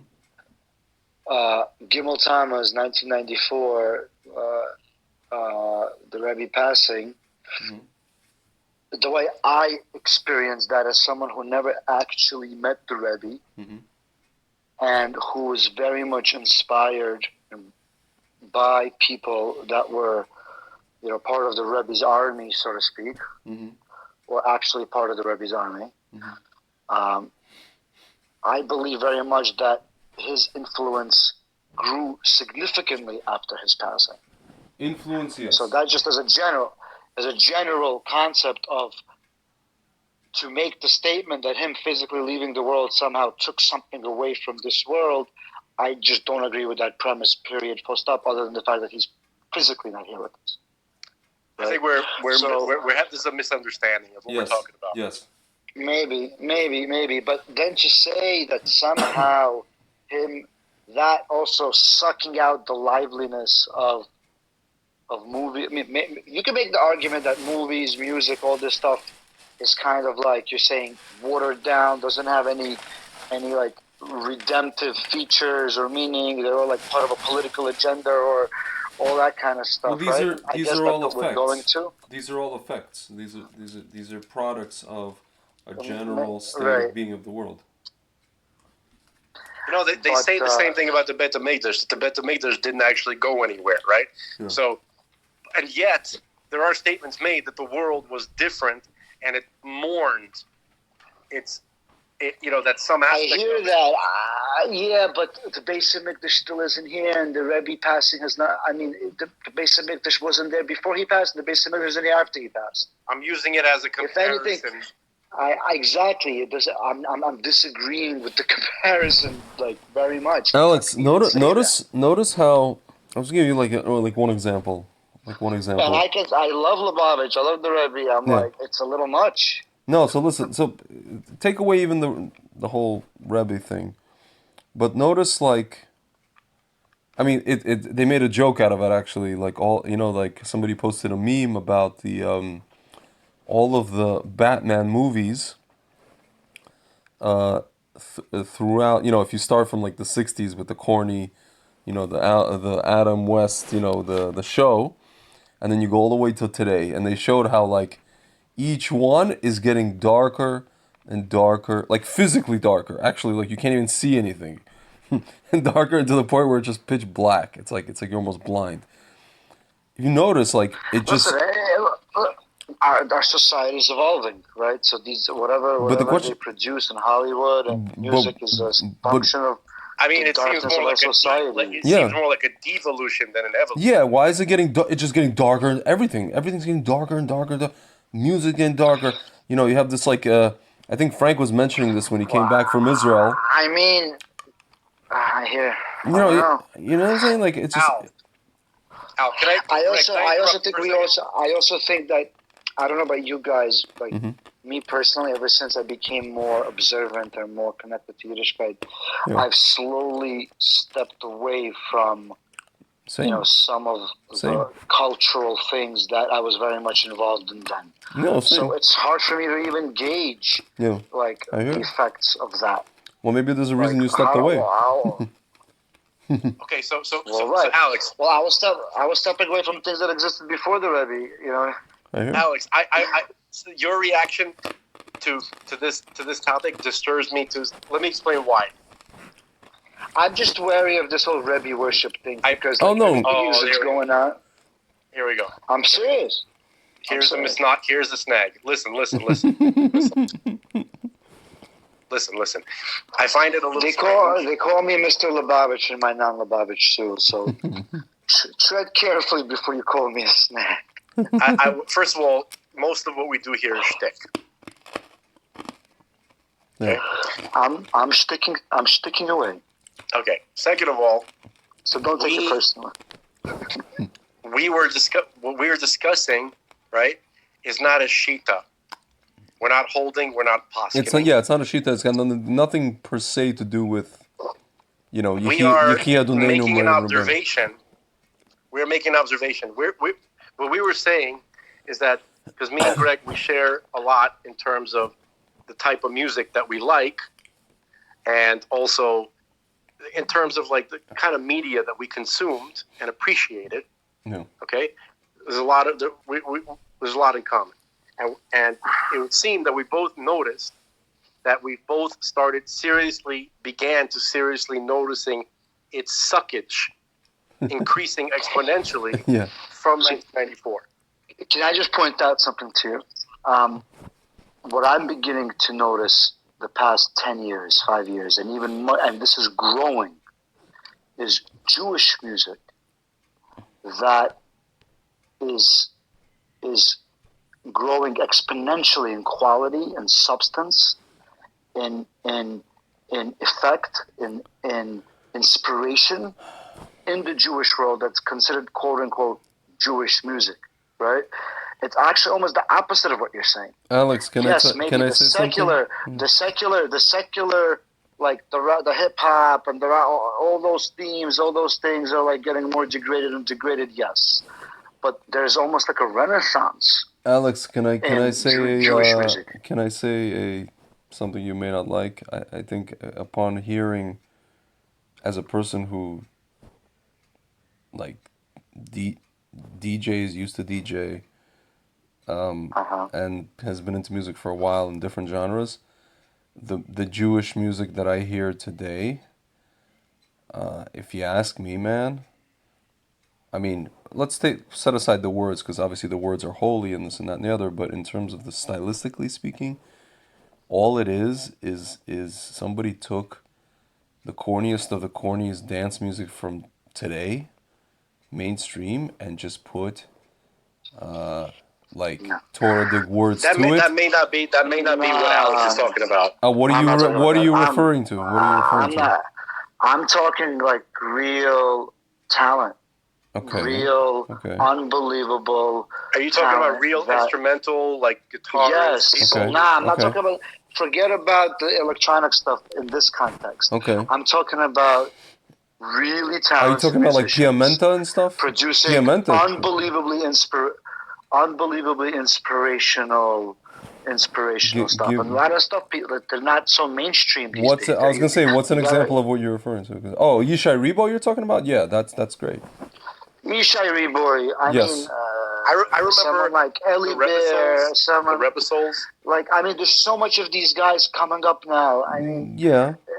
I can only think of two, and they're both Israeli. I happen to have been, over the past 2-3 years, very much exposed to musicians in the Jewish world. Okay. And it's almost like a little bit of an underground scene, and people are not really aware. There is a, yeah, you're right. World, yeah, there is an how incredible and unbelievable of a renaissance is going on in Jewish music right now. Can I tell you something, Alex, to what you're saying, and it affirms what you're saying?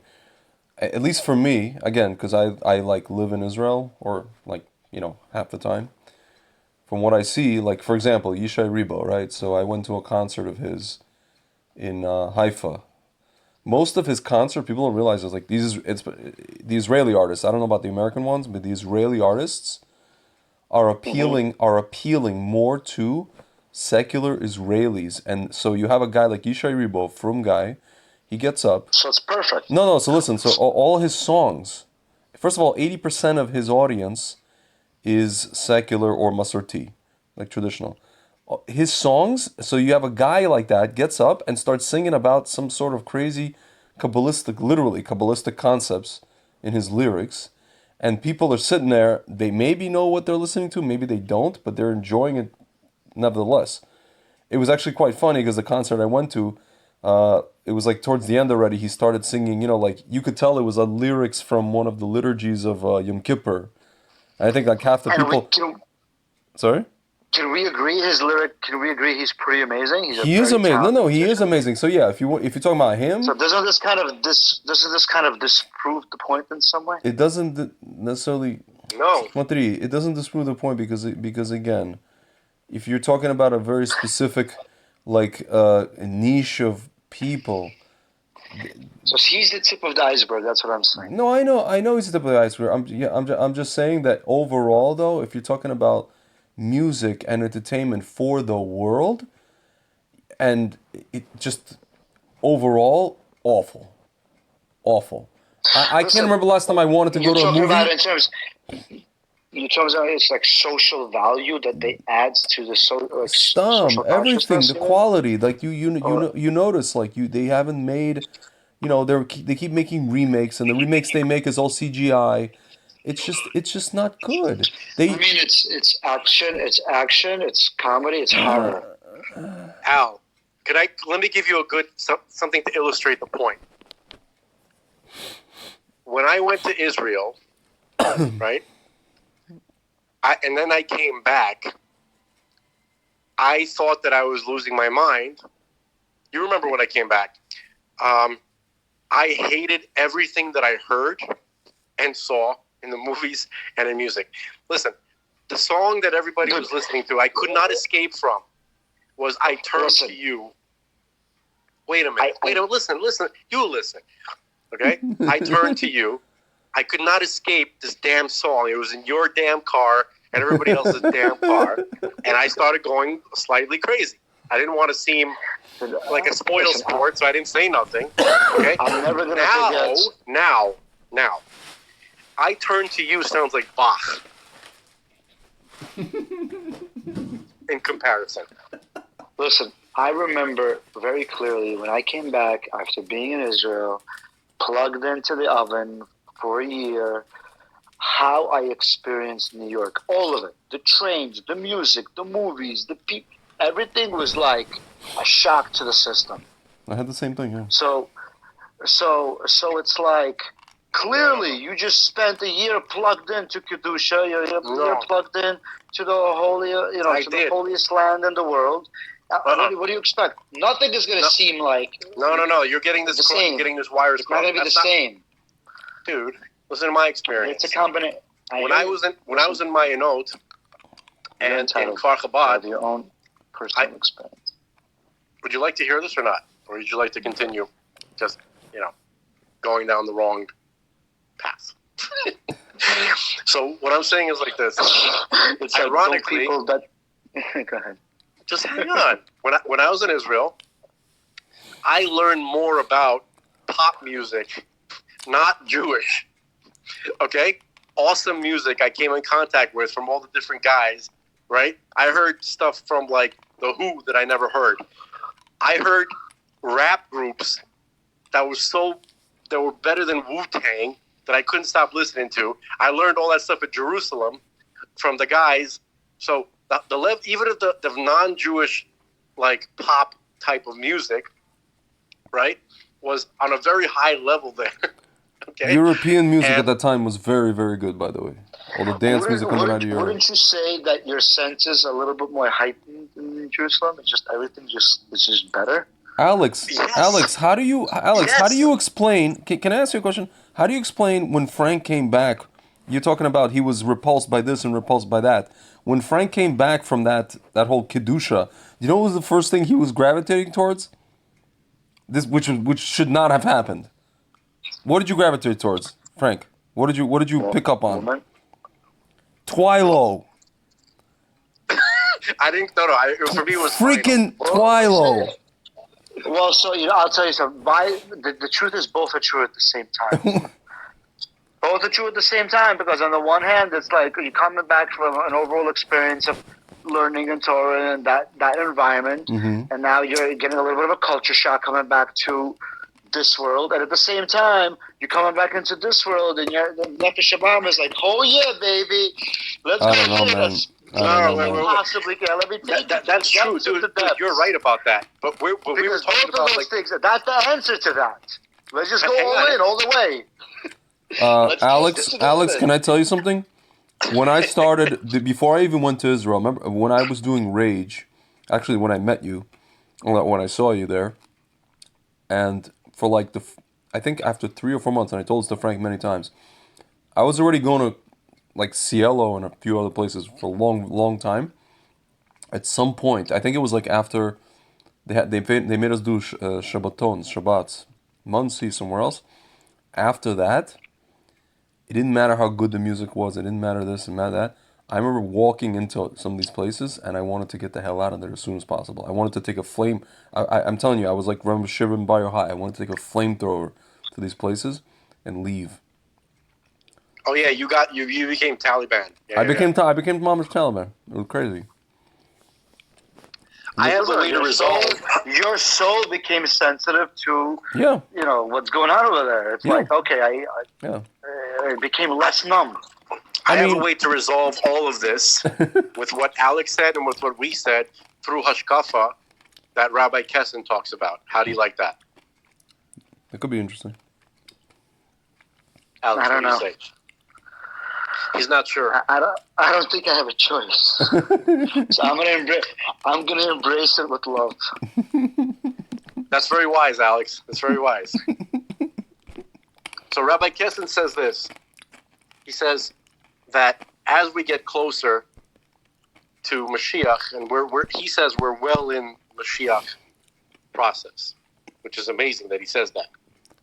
So he says that the kingdom of Edom, right, for this whole time, has been holding the Shekhinah kidnapped. And it's been using the energy of the Shekhinah to facilitate its, as Rabbi Kessin would say, Oz.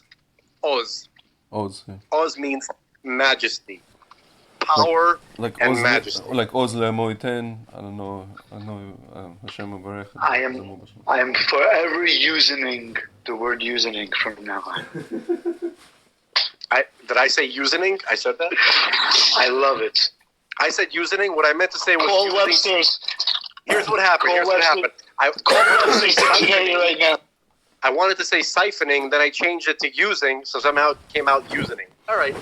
So I love it.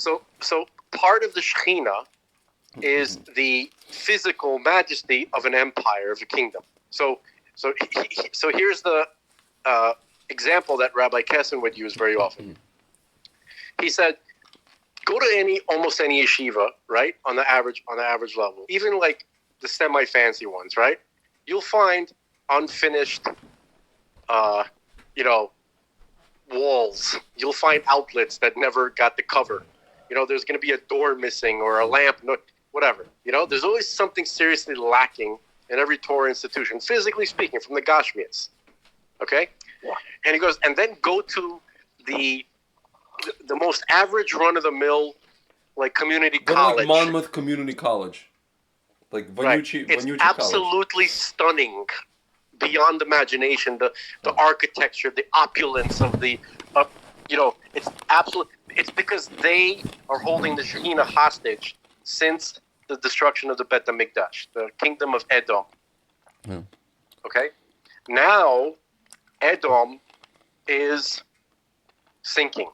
Gentlemen, you know how I know what Frank's saying is true? I spent Shabbos last week in Staten Island, and somebody gave me a tour of Yeshiva Staten Island, of Rabbi Feinstein Yeshiva. It looks like a 1950s New York City public school, and you would think it's one of the top. It's I don't know, yeah, it's one of the top yeshivas in America, one of those famous ones. These people are involved in publishing, the family. What is it? The Art Scroll stuff and everything. You would think they were like a huge endowment, and they would renovate this building and modernize it and make it beautiful. No. I don't know if it's a shita. I don't know if it's like this whole Musar thing to keep guys in like decrepitude, or I don't know what. But it's like you have to live there too. There's like dorms, and it's just like, I hate to say this, it's squalor. It's squalor. Again, maybe they're training them, you don't need Gashmia so much, whatever, this whole mentality. But like, dude. How about Aish? Aish is nice. But listen, Aish is like this. Opposite. It's opposite. It is the opposite. Yeah. Okay, so hold on. So it's that's part of the transition. That's what we're talking about. Yeah, I mean, so now as Esav sinks, Israel begins to rise. Yeah. Okay? And that reflects in all things, in both nature, in military power, in economy, in Gashmias, in all of these, in success, just in general success, right? Israel is rising. Oh. America doesn't have to fall, by the way. No. This Rabbi Kessin says. It's not, he says, but as long as it assists Israel in doing God's will, it does not have to become diminished, but Israel will rise. Okay? So the suckitude of music, media, beauty, culture, intelligence in the public sphere in general began to drastically decline after 1994. Drastically. Okay? And it can be marked. You can see it. There's been studies done on it. The babysitter movement, meaning like music used to be produced. It was an economic activity that people involve themselves in were to produce excellent quality music of all different types. Production value, melodies, collaborations, instruments, all different genres. If you speak to Bono of U2, even he said if our stuff was or something similar to that was released today, we wouldn't even be noticed. Dude, you know what I like? I was watching, you know that guy, Christopher Cross? You know the guy? Sounds familiar. It's from the Arthur theme. You know the movie Arthur? Yeah. Beautiful. Dude, this guy basically wrote, I guess, equivalent of like glorified elevator music, but it was like really good. He won. There was one year where he won he came out of the guy came out of like obscurity. He was not like a presentable. You know, he was one of these people. It's like video killed the radio star. So he's like you look at him. He looks like he just ate too many cookies. But he was a great songwriter. He was a great musician, and he just like swept the entire Grammys. And people were just like looking at him like, who is this guy? Like, he doesn't even look like he's part of Hollywood or the music scene or anything. He just came out of nowhere. And he just got like every Grammy. And they even asked him, they're like, how does it feel to be like catapulted into the... He's like, I'm not even like ready for this. This is insane. And he's just like, but you heard the quality and like the industry at that time, this is 1982, 83, recognized the quality of this guy's music. And that was it. That's all. It was nothing to do with how he looked. Had nothing to do with how he presented himself, who he was dating, how much what his politics were. Yeah, what his politics were, how much his label paid. You know, they had this thing called payola. How much his label paid the radio station to play his stuff, which was a big fat total of zero. Nothing to do with that. Just the quality of the music, and that's it. Today, it's just like how many times can you go, and like I don't know. It's just like mumble rap. Yeah, I don't know what's how many times can you. How many TikToks can you get? You know what I'm saying? Like how many retweet? I don't know. Like it's just. And Alex, that's TikToks, not TikTok. I don't know. I think you guys are like engaging in self-fulfilling prophecy discussion. It's like you believe it, so let's explain it. I don't know if I believe it. You can go both ways. Ways. In order to say something like that, you got to present like an example instead of just making a statement. I don't know enough. I do not know enough about music and movie culture and the transition as it progressed from 94 to... I just don't. I don't even know if it was necessarily even 94. I think maybe even... I'm just skeptical of this. I remember... Here's why I remember 94. I remember that there was a drastic change in the most popular genre at 94. You know what came out in 94? Biggie Smalls, right? With that, I forgot that star. What was it? His first big single, right? Yeah. Super Nintendo, Sega, whatever he was saying, right? Yeah. So he changed the rap game. He changed the rap game, and the rap was rock and roll of its time, right? That was the biggest thing. Everybody was listening to rap, and then it got shitty. It got really, it used to be like when you had. You saying he made it gangster? He made it gangster and cheap. Here's what I mean. Even Wu-Tang, right? They were actually serious artists. Like they all played instruments. They all understood jazz and Motown really well. They sampled it beautifully, artistically. Even if they're in their lives, they acted like animals. But in terms of their musical chops, they were pretty good. And you had acts like some of those guys weren't exactly the best role models. Of course not. No, we're not talking about role models. We're talking about musical ability, okay? So I hear you. And then comes Tupac and Biggie, and all of a sudden, and then these guys come killed, or girls, I'm on a boat, Well, because they got money. Because all of a sudden they got money. That's why. Right? So, no, but it got really got good. And also the music got more auto-tuned. Do you understand? It wasn't sampled. They weren't vinyls. It wasn't analog. They weren't sitting there figuring out. They created it. They made it puerile, formulaic. Yeah. From that point on, formulaic was the key. Why? Because the babysitters loved all the music became targeted towards little 12-year-olds. Listen, I'll tell you something, Frank. To what I mean. With that all this said, we had eras. We had eras like 50s, also in the 60s, but primarily 50s, where the music was. There was also a lot of music geared towards teenage kids. It wasn't always like the Beatles. No, but I'm saying it wasn't always geared toward like you could look at the 60s and 70s. More music was more geared towards college and older, right? But then again, like when you came back from yeshiva, yeah, most of that music it started with all those boy bands and all those Spice Girls, Schmice Girls. Britney Spears, and it's awful. And it was a Jewish guy, by the way. I'm sorry to Farrakhan the situation. It was a Jewish guy. Wait. Oh, that was 90s. That was the 90s, right? Britney Spears, Christina Aguilera. But no, and like early 2000s. That was the 2000s. Early 2000s already, because I remember I was in college. It was like already 2000, 2001. We were already in full decline. Yes.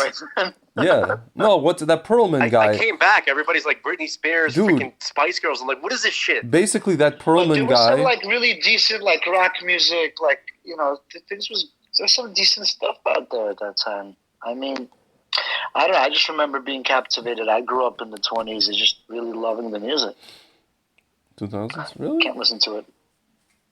I don't know. I don't know. That's when I got into. I mean, Frank also did. But I used to listen to like Nine Inch Nails and like Marilyn Manson. So I guess. Yeah, and I remember Insane Clown Posse. I was like, what the hell is this? All right. I don't know. That's when I got into just dance music and all that stuff because I couldn't take it. That's exactly why I ended up in vinyl. Yeah. For the same reason. You know something, Greg? Me too. At some point, I couldn't take it anymore. I stopped listening to it, and it was just all like progressive house. Yeah. And that's when I bought turntables, and I started buying. I started buying vinyl, and I started DJing, and I had friends who were like, I don't know, they just like didn't understand like my fascination. Sasha and Digweed. Yeah. Sasha and Digweed. Yeah. Way more than that. Yes, sir. Yeah. But but the basic point is that's like more spiritual music, right? I guess that's dude. What it was. How do you think the spiritual journey? How do you think people couldn't understand? Like I had friends that thought that I was going to clubs to pick up chicks, and I kept explaining to them. And I kept explaining to them that I'm going there so that I could stand next to a phase-on speaker for 4 hours and close my eyes. And just like have basically it's like now that I look back on it, it was like his Borodus. Wait, so chicks had nothing to do with it? Nothing. If there were any women, they were a byproduct of whatever was going on. Secondary. No, I'm saying it had stuff happened, but it was always a byproduct of me just enjoying myself. It wasn't like I'm going to pick up a chick. What Greg just said is exactly why I was stuck on those places, going to those places. I could not escape the clip-off unless going to a place like that and standing next to a phase-on speaker and listening to this kind of, mantra-like, melody, right? That I can get lost in. I could lift off. And by the way, I always, and even today, I had trouble, coming up to a woman, what's called cold opening. But if I was in my element, which was basically this, then I got into my element, and once I'm in my element, then I'm just natural. It's hot openings. Hot opening, Hang on whatever a you want to call it. Yeah. Greg, can I ask you a question though? Step into the heat. Greg, can I ask you a question? Yes. But it's just something I noticed about myself.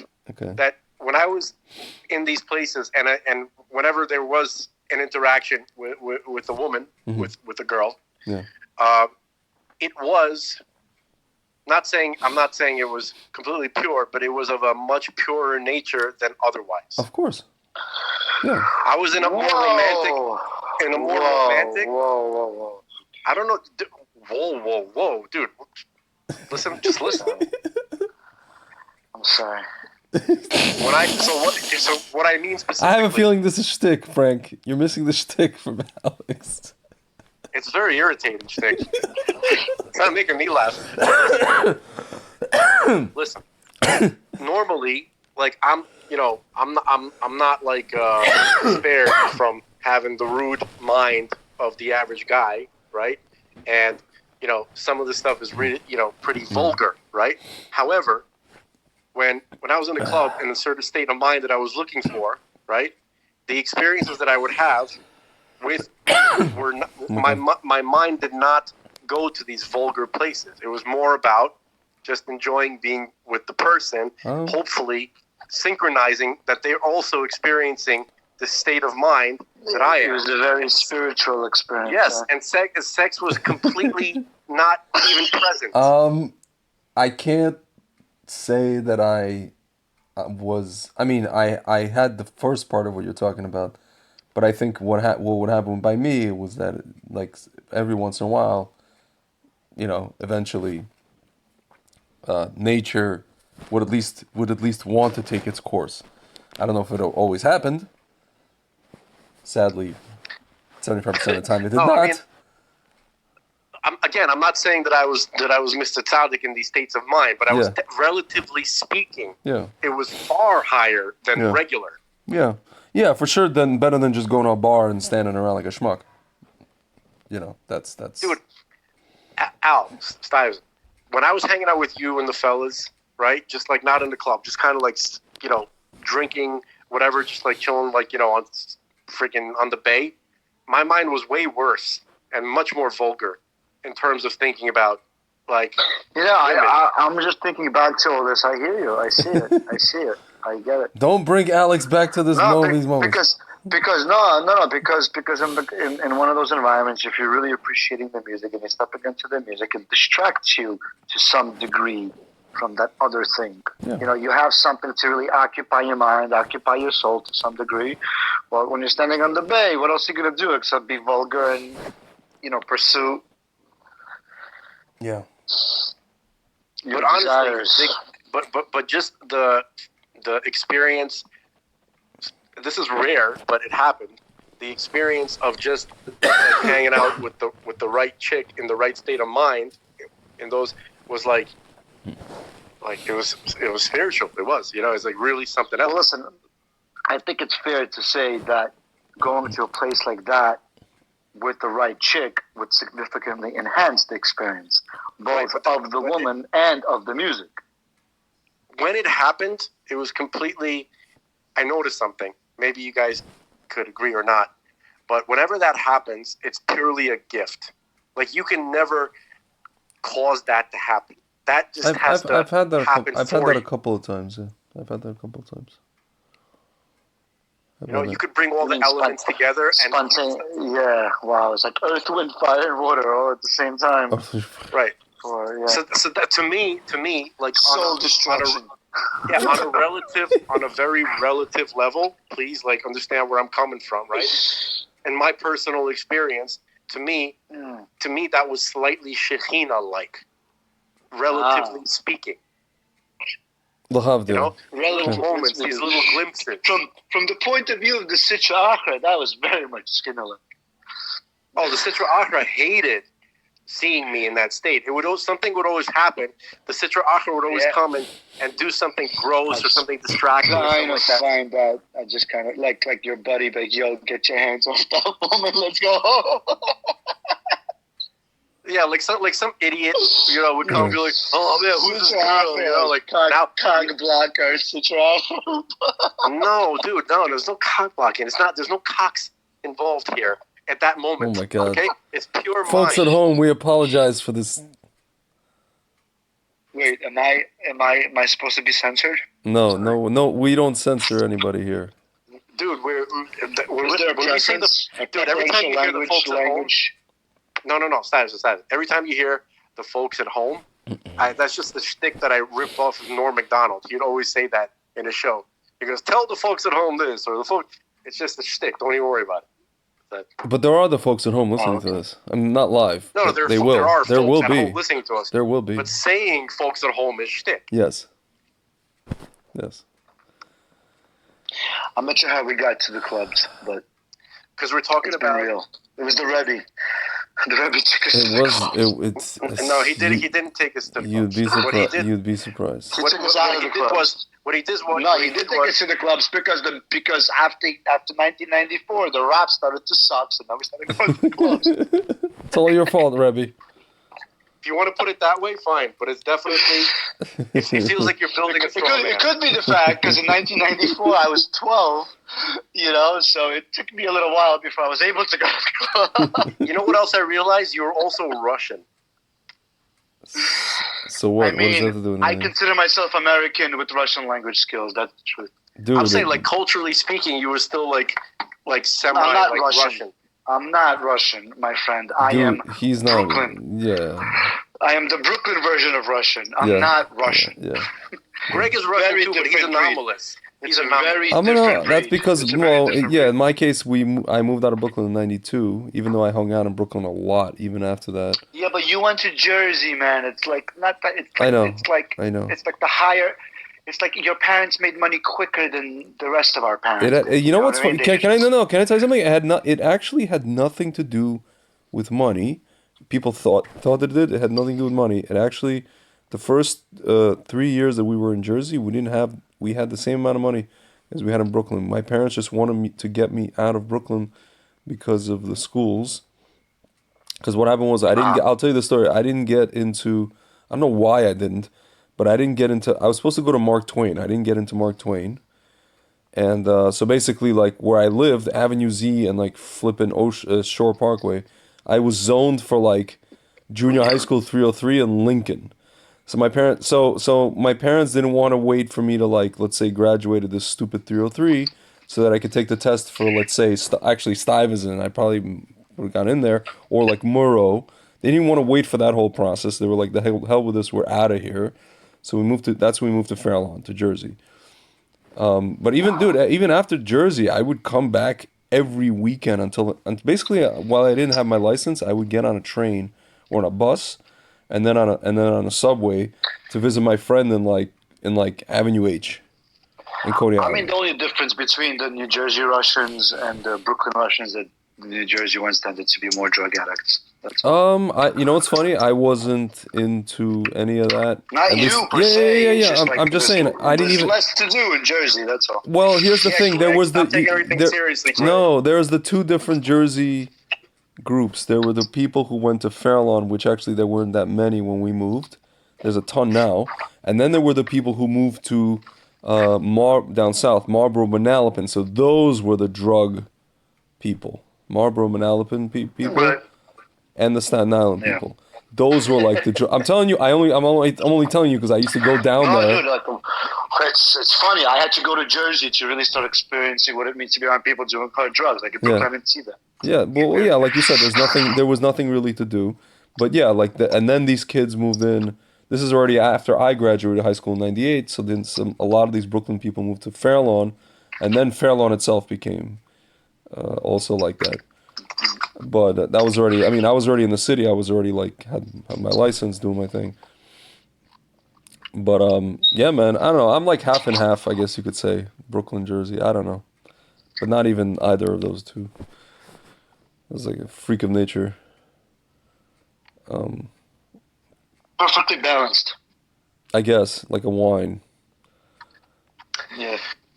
So, just to finish off, touching back on the Hashkafa point, because Alex Stuyvesant, you mentioned the Jewish music was having a renaissance. The fact that you think that the religious Jewish music is becoming better with new artists, with a higher quality, even though I don't necessarily see that, but the fact that you do, that could be an artifact of the Shekhinah transitioning back to Israel. Yeah. Well, as a matter of fact, that's what I was actually thinking. Yeah. Over the past 5-10 minutes, as we were discussing this, wait a minute, maybe that is what's happening. And I really do see that. I really do see some incredible Jewish music that I've been experiencing, especially over the past few years. Okay, now what I wanted to add, just to get back just for a second, for some ideas from Chazal, right, is that when it talked about the manifestation of the Shekhinah in the world, right, when the Bet HaMikdash was destroyed, that the physical beauty, all types of beauty in the world greatly diminished, like exponentially. And I've also heard the same sources from Chazal refer to it, even in Gullus, the manifestation of the Shekhinah for that the Jewish people have access to is the tzaddik of the generation. And the tzaddik of the generation is likened to a Bet HaMikdash. Okay, so I've heard all these ideas. This didn't come out of my head. This is stuff that you hear from Gemara, from Chazal, from the Midrash, from Kabbalah, from all of these sources. So we put it together this way. Are we right? I don't know. It certainly seems that way to me. That's all I'm saying. Listen, guys, I have to wrap it up for the evening. I have a very early morning tomorrow, but we're talking about the Shina. I do want to share one quick idea, and it's something that I thought it was pretty cool. How I talk about the Shekhinah is that the Shekhinah is actually something besides this external aspect of how God manifests in the world. Really, it's something that's inside of us. And I heard this idea from the Zohar where the experience of Ir Shemayim, basically being in a place where you're relating to Hashem from that level, is really the Shekhinah acting through us. Yeah. That's the Shekhinah within us manifesting. Yeah. When we are in that's state, also a manifestation of Shekhinah. The manifestation of Shekhinah is on many levels. It's also what you're saying. Okay, it's not one. Exactly. It's not really one thing and really the other. No. So if anyone that's listening to this, or I'm really talking to myself, experiencing any kind of fear in life over anything, really that is that aspect of the Shekhinah kind of stuck in a little bit of a shell, a little bit of a klipa. So sometimes all you need to do is just channel that fear into what really the only fear is, and that is the Shekhinah manifesting and actually adding that brick to the wall. Speaking of pre-1994 music. Mm-hmm. So guys, thank you for giving me the opportunity to join you.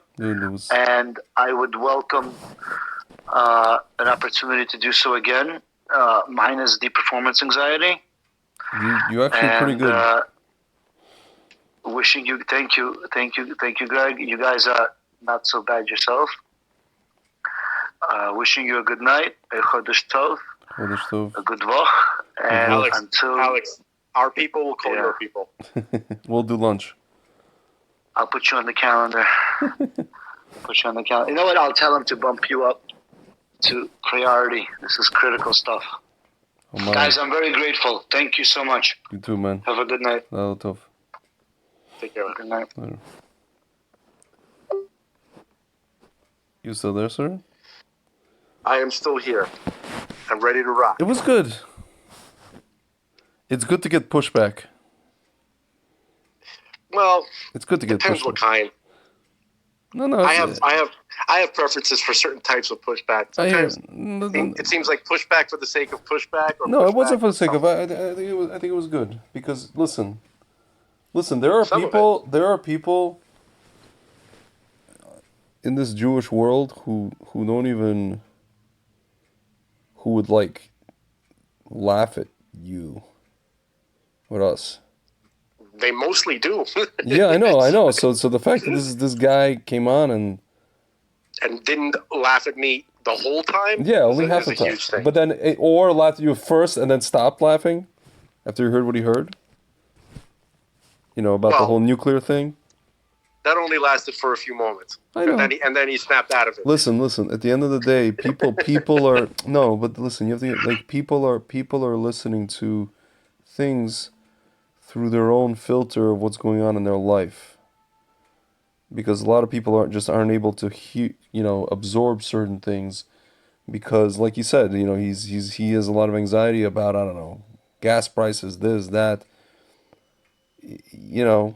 Now we're coming with this thing. It's like he even said it. It's a legit question. Like, what does this even mean for me on a practical level? I think we explained it. We did explain it, but I'm saying like it took it takes people a while to I'll tell you one thing. to get in that space, The people who are walking around roiling with anger inside because their IKEA table from the catalog didn't show up for 6 weeks are not going to care about it at all. For sure not. If there's a tick back. For sure not. Unless the thing is so in their face that then they have no choice but to. They're not going to be thinking about the TPS reports at all. Yeah, I'm gonna have to go ahead and ask you to come in on Saturday. Yeah, Peter. Yeah. Who's that actor? Lumberg. Oh, the name of the actor who played Lumberg. He's an amazing actor. He was also in the Brady Bunch, the movie. He played the father. He played Was he the father, or was he the guy who showed up pretending to be? Hang on a second. He's played by Gary Cole, and Gary Cole here. Yeah, he played here To Live and Die in L.A. Some extra. He played it in The Line of Fire. He played Brady Bunch movie. Mike Brady played the father. He was Mike Brady? Yep. Really? A very Brady sequel, Mike Brady. Yeah. Yep. Dude, I was thinking, because I got confused, because in the second movie, they had another guy who kind of looks a little bit like him come and pretend to be maybe the girl's father, like their biological father was supposedly Brady sequel, yeah. And he's the guy who played Badger in Animal House. Tim Matheson? Is this? No. Maybe Tim Matheson? Badger, Tim Matheson. Animal House. Yeah, Roy Martin, Trevor Thomas. He plays like this two characters. Tim Matheson. Yeah. He was in Animal House. Correct. Yep, National Lampoon's Animal House. Tim Matheson. That's the guy. He played Roy Martin. He has that look. Is he? Yeah. He has that like, yeah. In Russian, we call it pokhuist. Pardon my language. Right. He has this like a non-caring, like, whatever. So he played that. This actor. Yeah, he played Lumberg. Interesting. Yeah. Yeah, I'm gonna have to ask you to come in. I love when he freaks out at the end where he's like, they fire him. When the consultants realize to fire him. He's like, "What is it you do here?" Oh no, that was for the other guy. He starts getting nervous. Yeah. I didn't get any cake today. Going to burn down the building. Didn't get any cake. He goes, "Well, that's it. I'm going. That's it. That's it. I'm going to burn down the building. I've had it." That's the guy. That actor, by the way, who played Milton. Yeah. Was it Milton? Yeah. He was like the boss on News Radio. Milton Wadham. Yeah, Stephen Root. Milton Wadham. Couldn't be two different characters. What a range. He was in Crocodile Dundee 2. He played a DEA agent. Yeah, he was one of the guys, right? He played in Ghost. He was a police sergeant in Ghost. He played in Buffy the Vampire Slayer, RoboCop 3. Yeah, I don't know.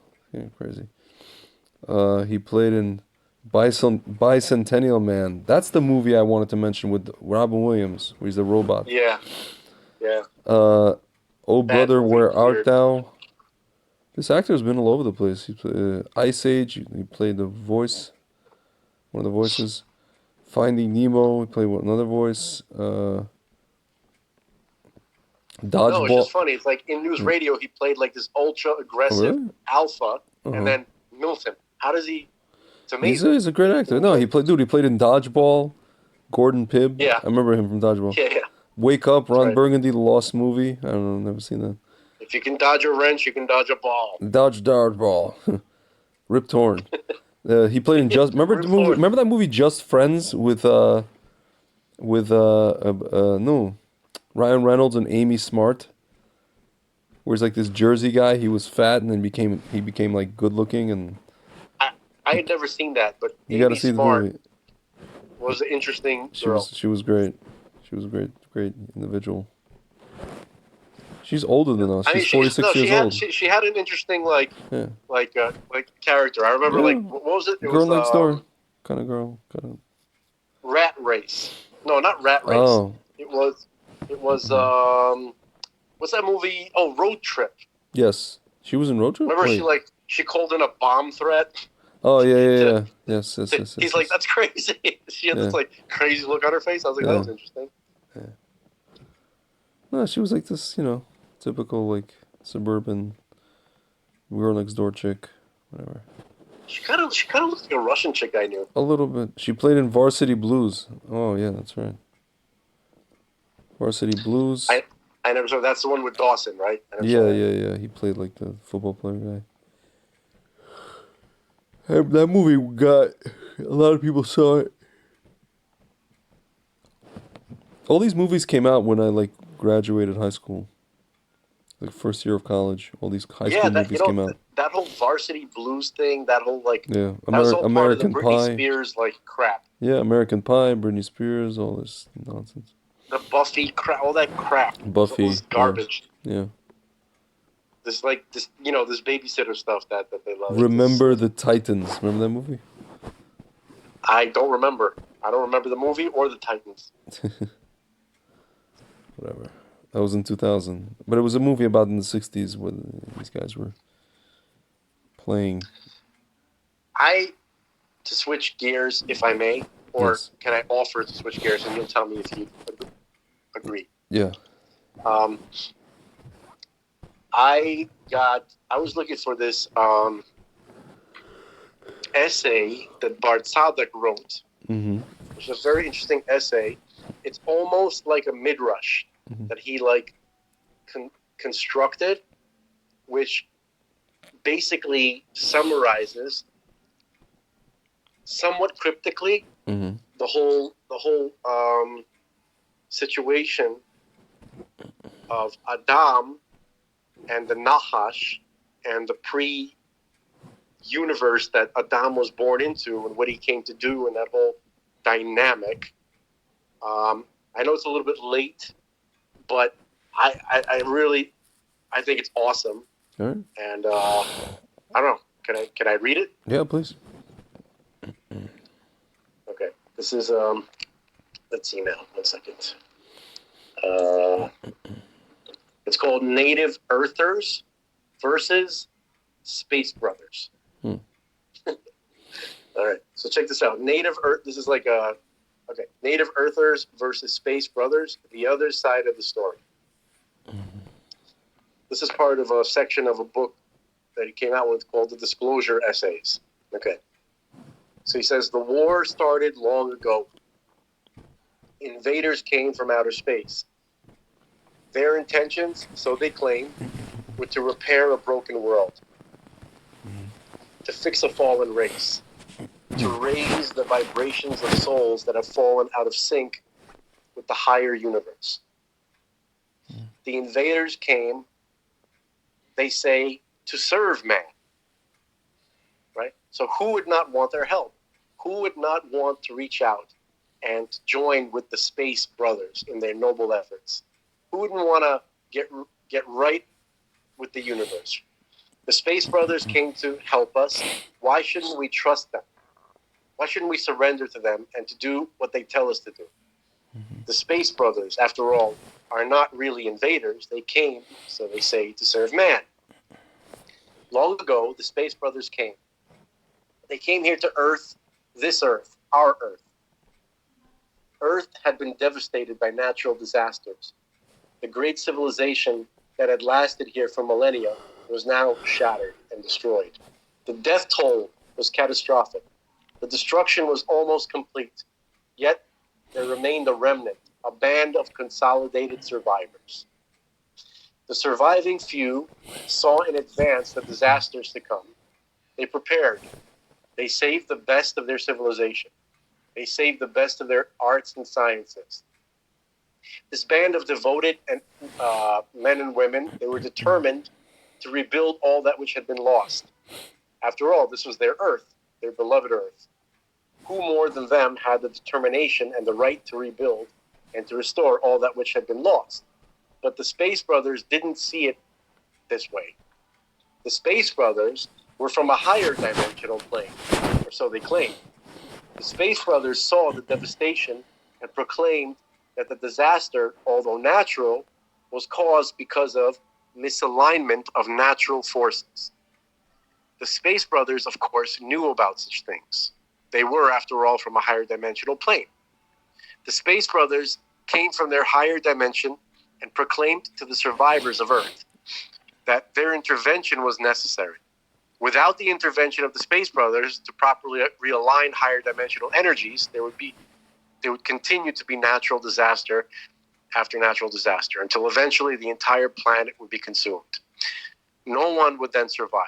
No one would be left. So the Space Brothers thus came to help us help ourselves. This is what they claimed. This is what they said. Who were the survivors of Earth to challenge this? Who were they to disagree?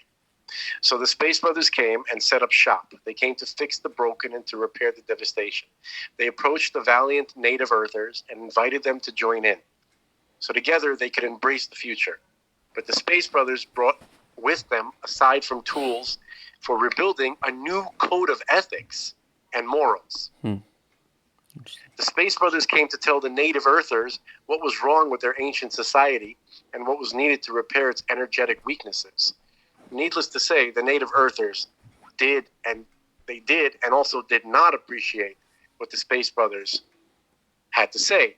Yes, their help in rebuilding was much appreciated and it was needed.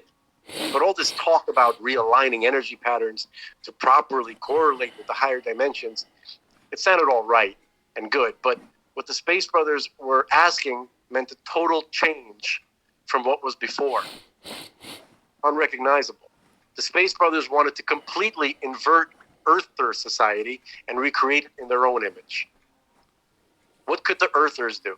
How could they take advantage of all the good that the Space Brothers offered and at the same time resist their attempts to recreate it in their own image? And thus the struggle began. Ancient Earther versus Space Brothers. The struggle was not a military one. There were no armies. The goal was not to repel the Space Brothers entirely, but merely to thwart their efforts to recreate Earth in their image. Okay, to keep it the way we wanted to keep it the way it was, and to rebuild the way that it was. And so the war began. Yet this war was fought with weapons of the mind and of heart. Weapons were energetic, not physical. Earther resistance was not violent, rather it was cunning.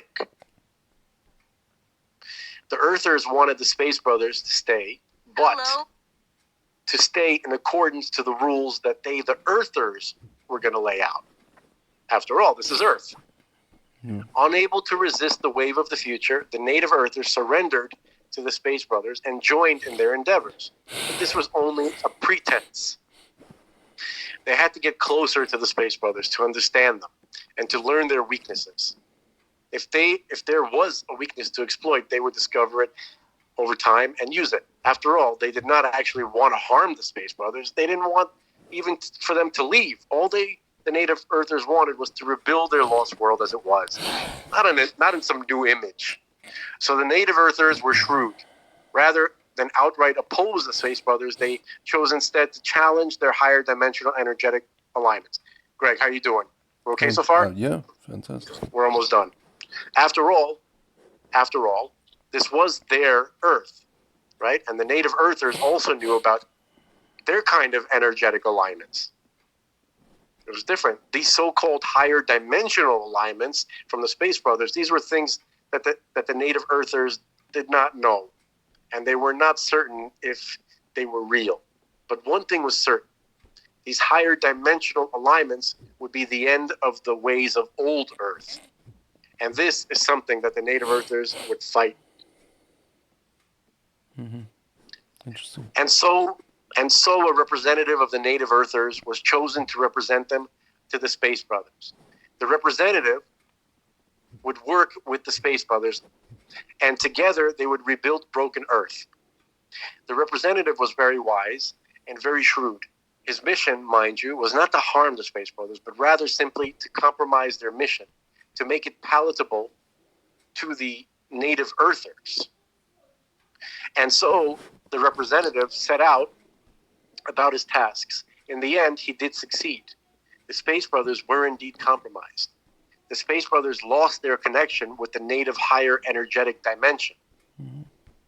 But they didn't lose their tools of mind and heart with which they could rebuild fallen Earth. And so it came to pass that the Space Brothers themselves fell, and they became entrapped here on Earth. Now the native Earthers had a new problem to deal with. What were they to do with the now fallen Space Brothers? The now fallen Space Brothers could not be driven out. On the contrary, the now fallen Space Brothers had become the new Earthers. So the old Earthers were now stuck with the new Earthers. And integration was not going to be easy. Indeed, for most, it was not. It was not even desirable. And so the struggle between old Earth and their ways and the new Earth and their ways raged. And so now you know the story. You see how it all began. We, yes, you and me, we are the children of the fallen Space Brothers. We are the new Earthers. Human history, especially from the biblical point of view, tells the story from the Space Brother / New Earther point of view. It is we who are not originally of this earth. Adam and Chava are the Space Brothers, the representatives of the higher dimensional plane called Yud He Vav He. The biblical serpent, the Nachash, is the original humanoid. And then he says reptilian old earther. By the way, reptilian doesn't necessarily mean they look like a walking lizard or something like that. It's more of a consciousness thing. Yeah, like reptilian brain. And I'm gonna show you. What did you say? Like our reptilian brain, basically. It's connected, certainly connected to that. Yeah. Okay, but I'm gonna show you a quote from the Rambam pretty soon, right after I'm done. He represents. Okay. So the biblical serpent, the Nachash, is the original humanoid reptilian old earther. Yeah. He represents the dimensional plane referred to biblically as Elohim.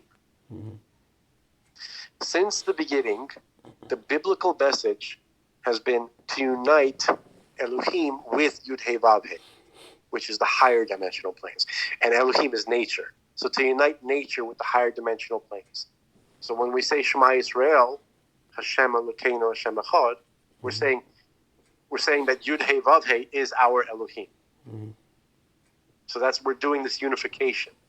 Okay? So, but the message, back to the text. Since the beginning, the biblical message has been to unite Elohim, nature, with Yud He Vav He, the higher dimensional planes. But the message has been blurred, and the mission has been compromised. And to every story, there's always more than one side, more than one way of looking at it, of what happened. So we seldom take into account the views of the original, ancient, old Earthers. Most of us do not even know that they existed, and that they still exist to this day. So let the truth be told. We are the original invaders. Our true essence, our souls, that which make us quote-unquote Space Brothers, is not indigenous to this earth. Our true essence is what we call our Adamic neshama, souls. By the way, this earth, right? I've heard like Chazal certain say that it doesn't, earth, haaretz, doesn't necessarily refer just to our planet, but to the physical universe in general. Yeah. Okay, so our true essence is what we call Adamic neshama souls.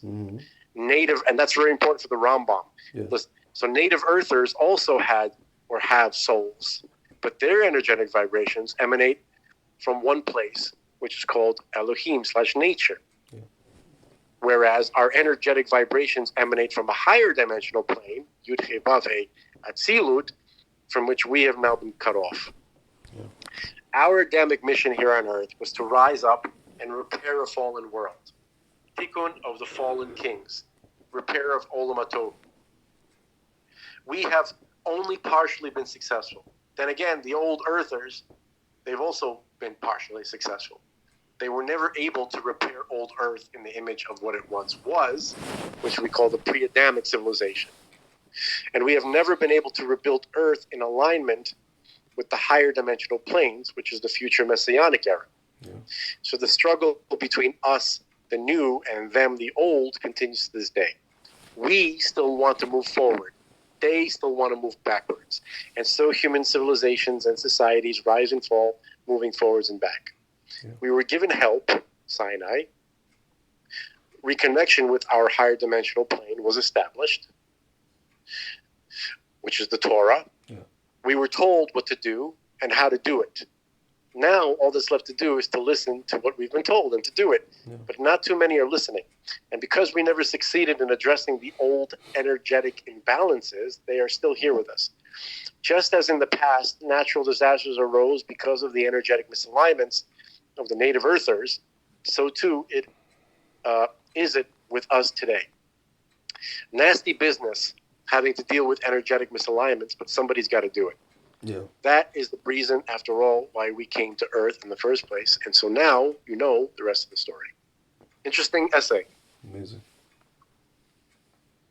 And now I'll read to you a quote from Mori Nevuchim. In just a moment, when I find it. Okay.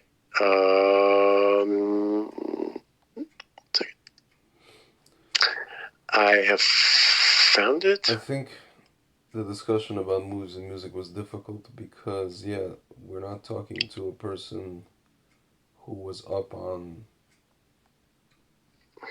the original of what we're talking about. You know? He even admitted, he's like, I have no frame of reference because... And it's, and he is like 2 years younger than us, and it's kind of strange. Yeah, but that's not so significant. It's not as significant now, but remember when you're a kid, like being 5 when the other kid is 6 is like a huge deal. That's true. It's a big deal. Yeah. Oh, he's a 7-year-old. Right? It's like, what do you do? Yeah, like the consciousness drastically switches at like when, at a certain age when you start to absorb things like a sponge, and I think it matters. But I don't know. That's true. So here is I found the Rambam quote, and this is connected to what we're talking about. Ugh. Just to give you an idea of what a man is and what a non... So, I'm sorry. Are you saying you're trying to define what a man and a woman is right now? No. Are you saying you want to get us banned? Not at all. Is that what you're saying? So, not at all. So when I'm trying to... The Rambam is going to define for us what the term Adam is. Okay, what is an Adam? Mm-hmm. Okay, so a man, this is from Mori Nevuchim, the Guide for the Perplexed, chapter 7, part 7. Okay, a man who has instructed another in any subject and has improved his knowledge may in like manner be regarded as the parent of the person taught, because he is the author of that knowledge, and thus the pupils of the prophets are called the sons of the prophets. He's explaining why the sons of the prophets are really their students. Okay, as I shall explain when treating the homonymity of this word ben, which is son. Yeah. Okay, in this figurative sense, the verb yalad, which means to bear, is employed when it is said of Adam. Quote, and Adam lived 130 years, and he begat, vayoled, he begat a son in his own likeness. Okay, in his form, and that's from Genesis chapter 5, verse 3. Okay, as regards the words, these words from the quote, the form of Adam and his likeness, those words, we have already stated in chapter 1 their meaning.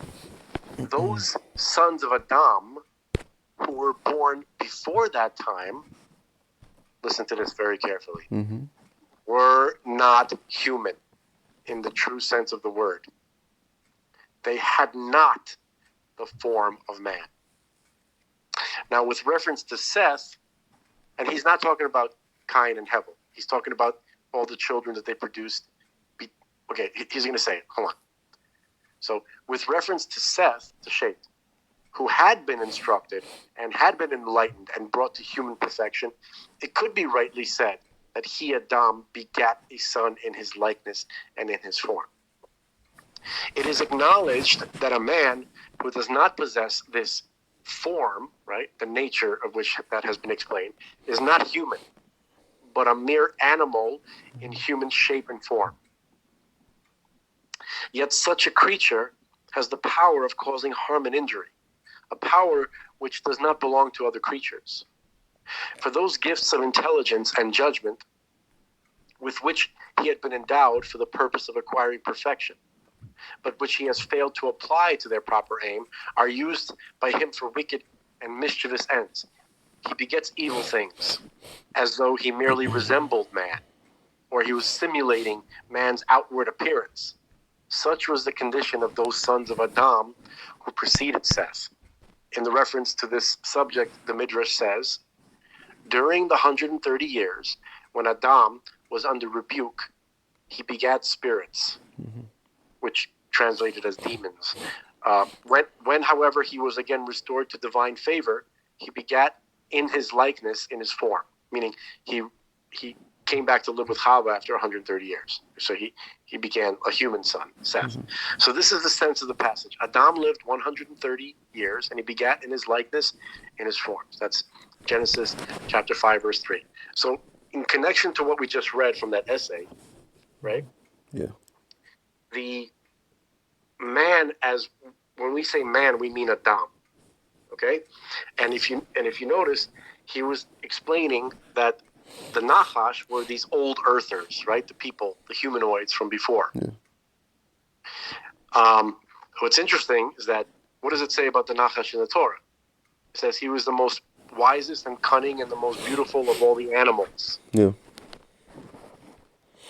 Because there were similar traits to man, right? But he was not considered an Adam because of what we just read. So he was an animal in the shape of a man.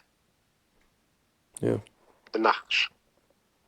That's crazy. And when Adam and Chava separated, I guess they mated with these non-humans, which, are loosely termed demons, which, that's a very general term. There's no specificity. There's all different sorts of life forms that fall into that category. It would seem that this Nachash, or these type of, humanoids that were there, that they came to, were not considered Adam for the reasons that we read, and for the reasons that we just read here. Yeah. I see the connection, so. Yeah. So, all right, I can hear by your voice. Sir? No, I mean, this is, interesting. I was watching these cat and dog groomer videos. What right? the It's heck? really cute. What the hell? Yeah, no, on YouTube, right? Okay. There's a couple of different YouTube channels, and they show these professional groomers grooming animals, and some of them are really cute, right? So one of the groomers was and whatever the cat, his name was, and Kibbles has run it. Its time has run, because a cat has a limited time span for what it can tolerate. Yeah. So Greg's time has elapsed. Yes. Limited time span. But you're not a cat, my friend. You're an Adam. Listen, man, amen. But I don't know. These guys have to come already. This is just listening about all these beings and all these entities and all this stuff. Where are these guys? We're doing part of the job. They showed up in the news. Yeah. And they're like, all right, no one's paying attention, so that's not good. But we're trying to get people to look at something interesting. A couple of guys are paying attention, but we're trying to get a third guy to pay attention, but he's kind of paying attention, not paying attention. I guess. I don't know. That's okay. He's great. He'll come around. He is. He's a good man. He's a good man. Yes. It's a good guy. He's a good guy. He's a stand-up guy. Where is that from? He's a good guy. Right? That's from that's Burt Reynolds. That's Norm Macdonald's Burt Reynolds. Hello. From. No, I know it sounded familiar, but was that from a specific movie? He didn't know. He just did that. It's something he did. Norm Macdonald did. He's like, big hat, bigger than normal. Dude, Funny. Norm Macdonald, I was watching that documentary somebody made, that, kind of fan documentary. He really didn't care. He just did not care what people said. He couldn't. He wasn't couldn't. even able to. He wasn't able to, and also on top of that, he like what is it called? He made believe that he was stupid when he in reality, dude, you know that he graduated. He went to college when he was 16, and he was like Dude, mega. he was a prodigy. He was a genius. Nobody Yeah, knows that. yeah, he was like magic. He said that in one of his skits. He's like, yeah, what did he say? He's like something like, I meet somebody who is stupid, and I act smart. I don't know. There was like a funny thing that he said. No, he said, I heard him say something along the lines of, Yeah. He goes, nobody wants a comic that's smarter than Yeah, them. yeah, yeah. He goes, you gotta come as one of them or stupider. Yeah. Right? Yeah, yeah, yeah. And then surprise them. Yeah, you gotta dumb it down and then get smart. That's right. He said something along those lines. Yeah. All right, sir. Yeah, it's man. Been real. So, yes, I hope that me and my wife, we talk about Plan A, Plan B. Plan A is Mashiach. Plan B is like whatever mundane life crap we're supposed to plan for and live. Yeah. Like careers and dumb stuff like that. Yeah. So I hope that Plan A, but if God forbid Plan B, then I'll see you in the next episode. Yes. All right, sure. Ain't none but a G thing. Exactly. Baby. So just chill till the next episode. All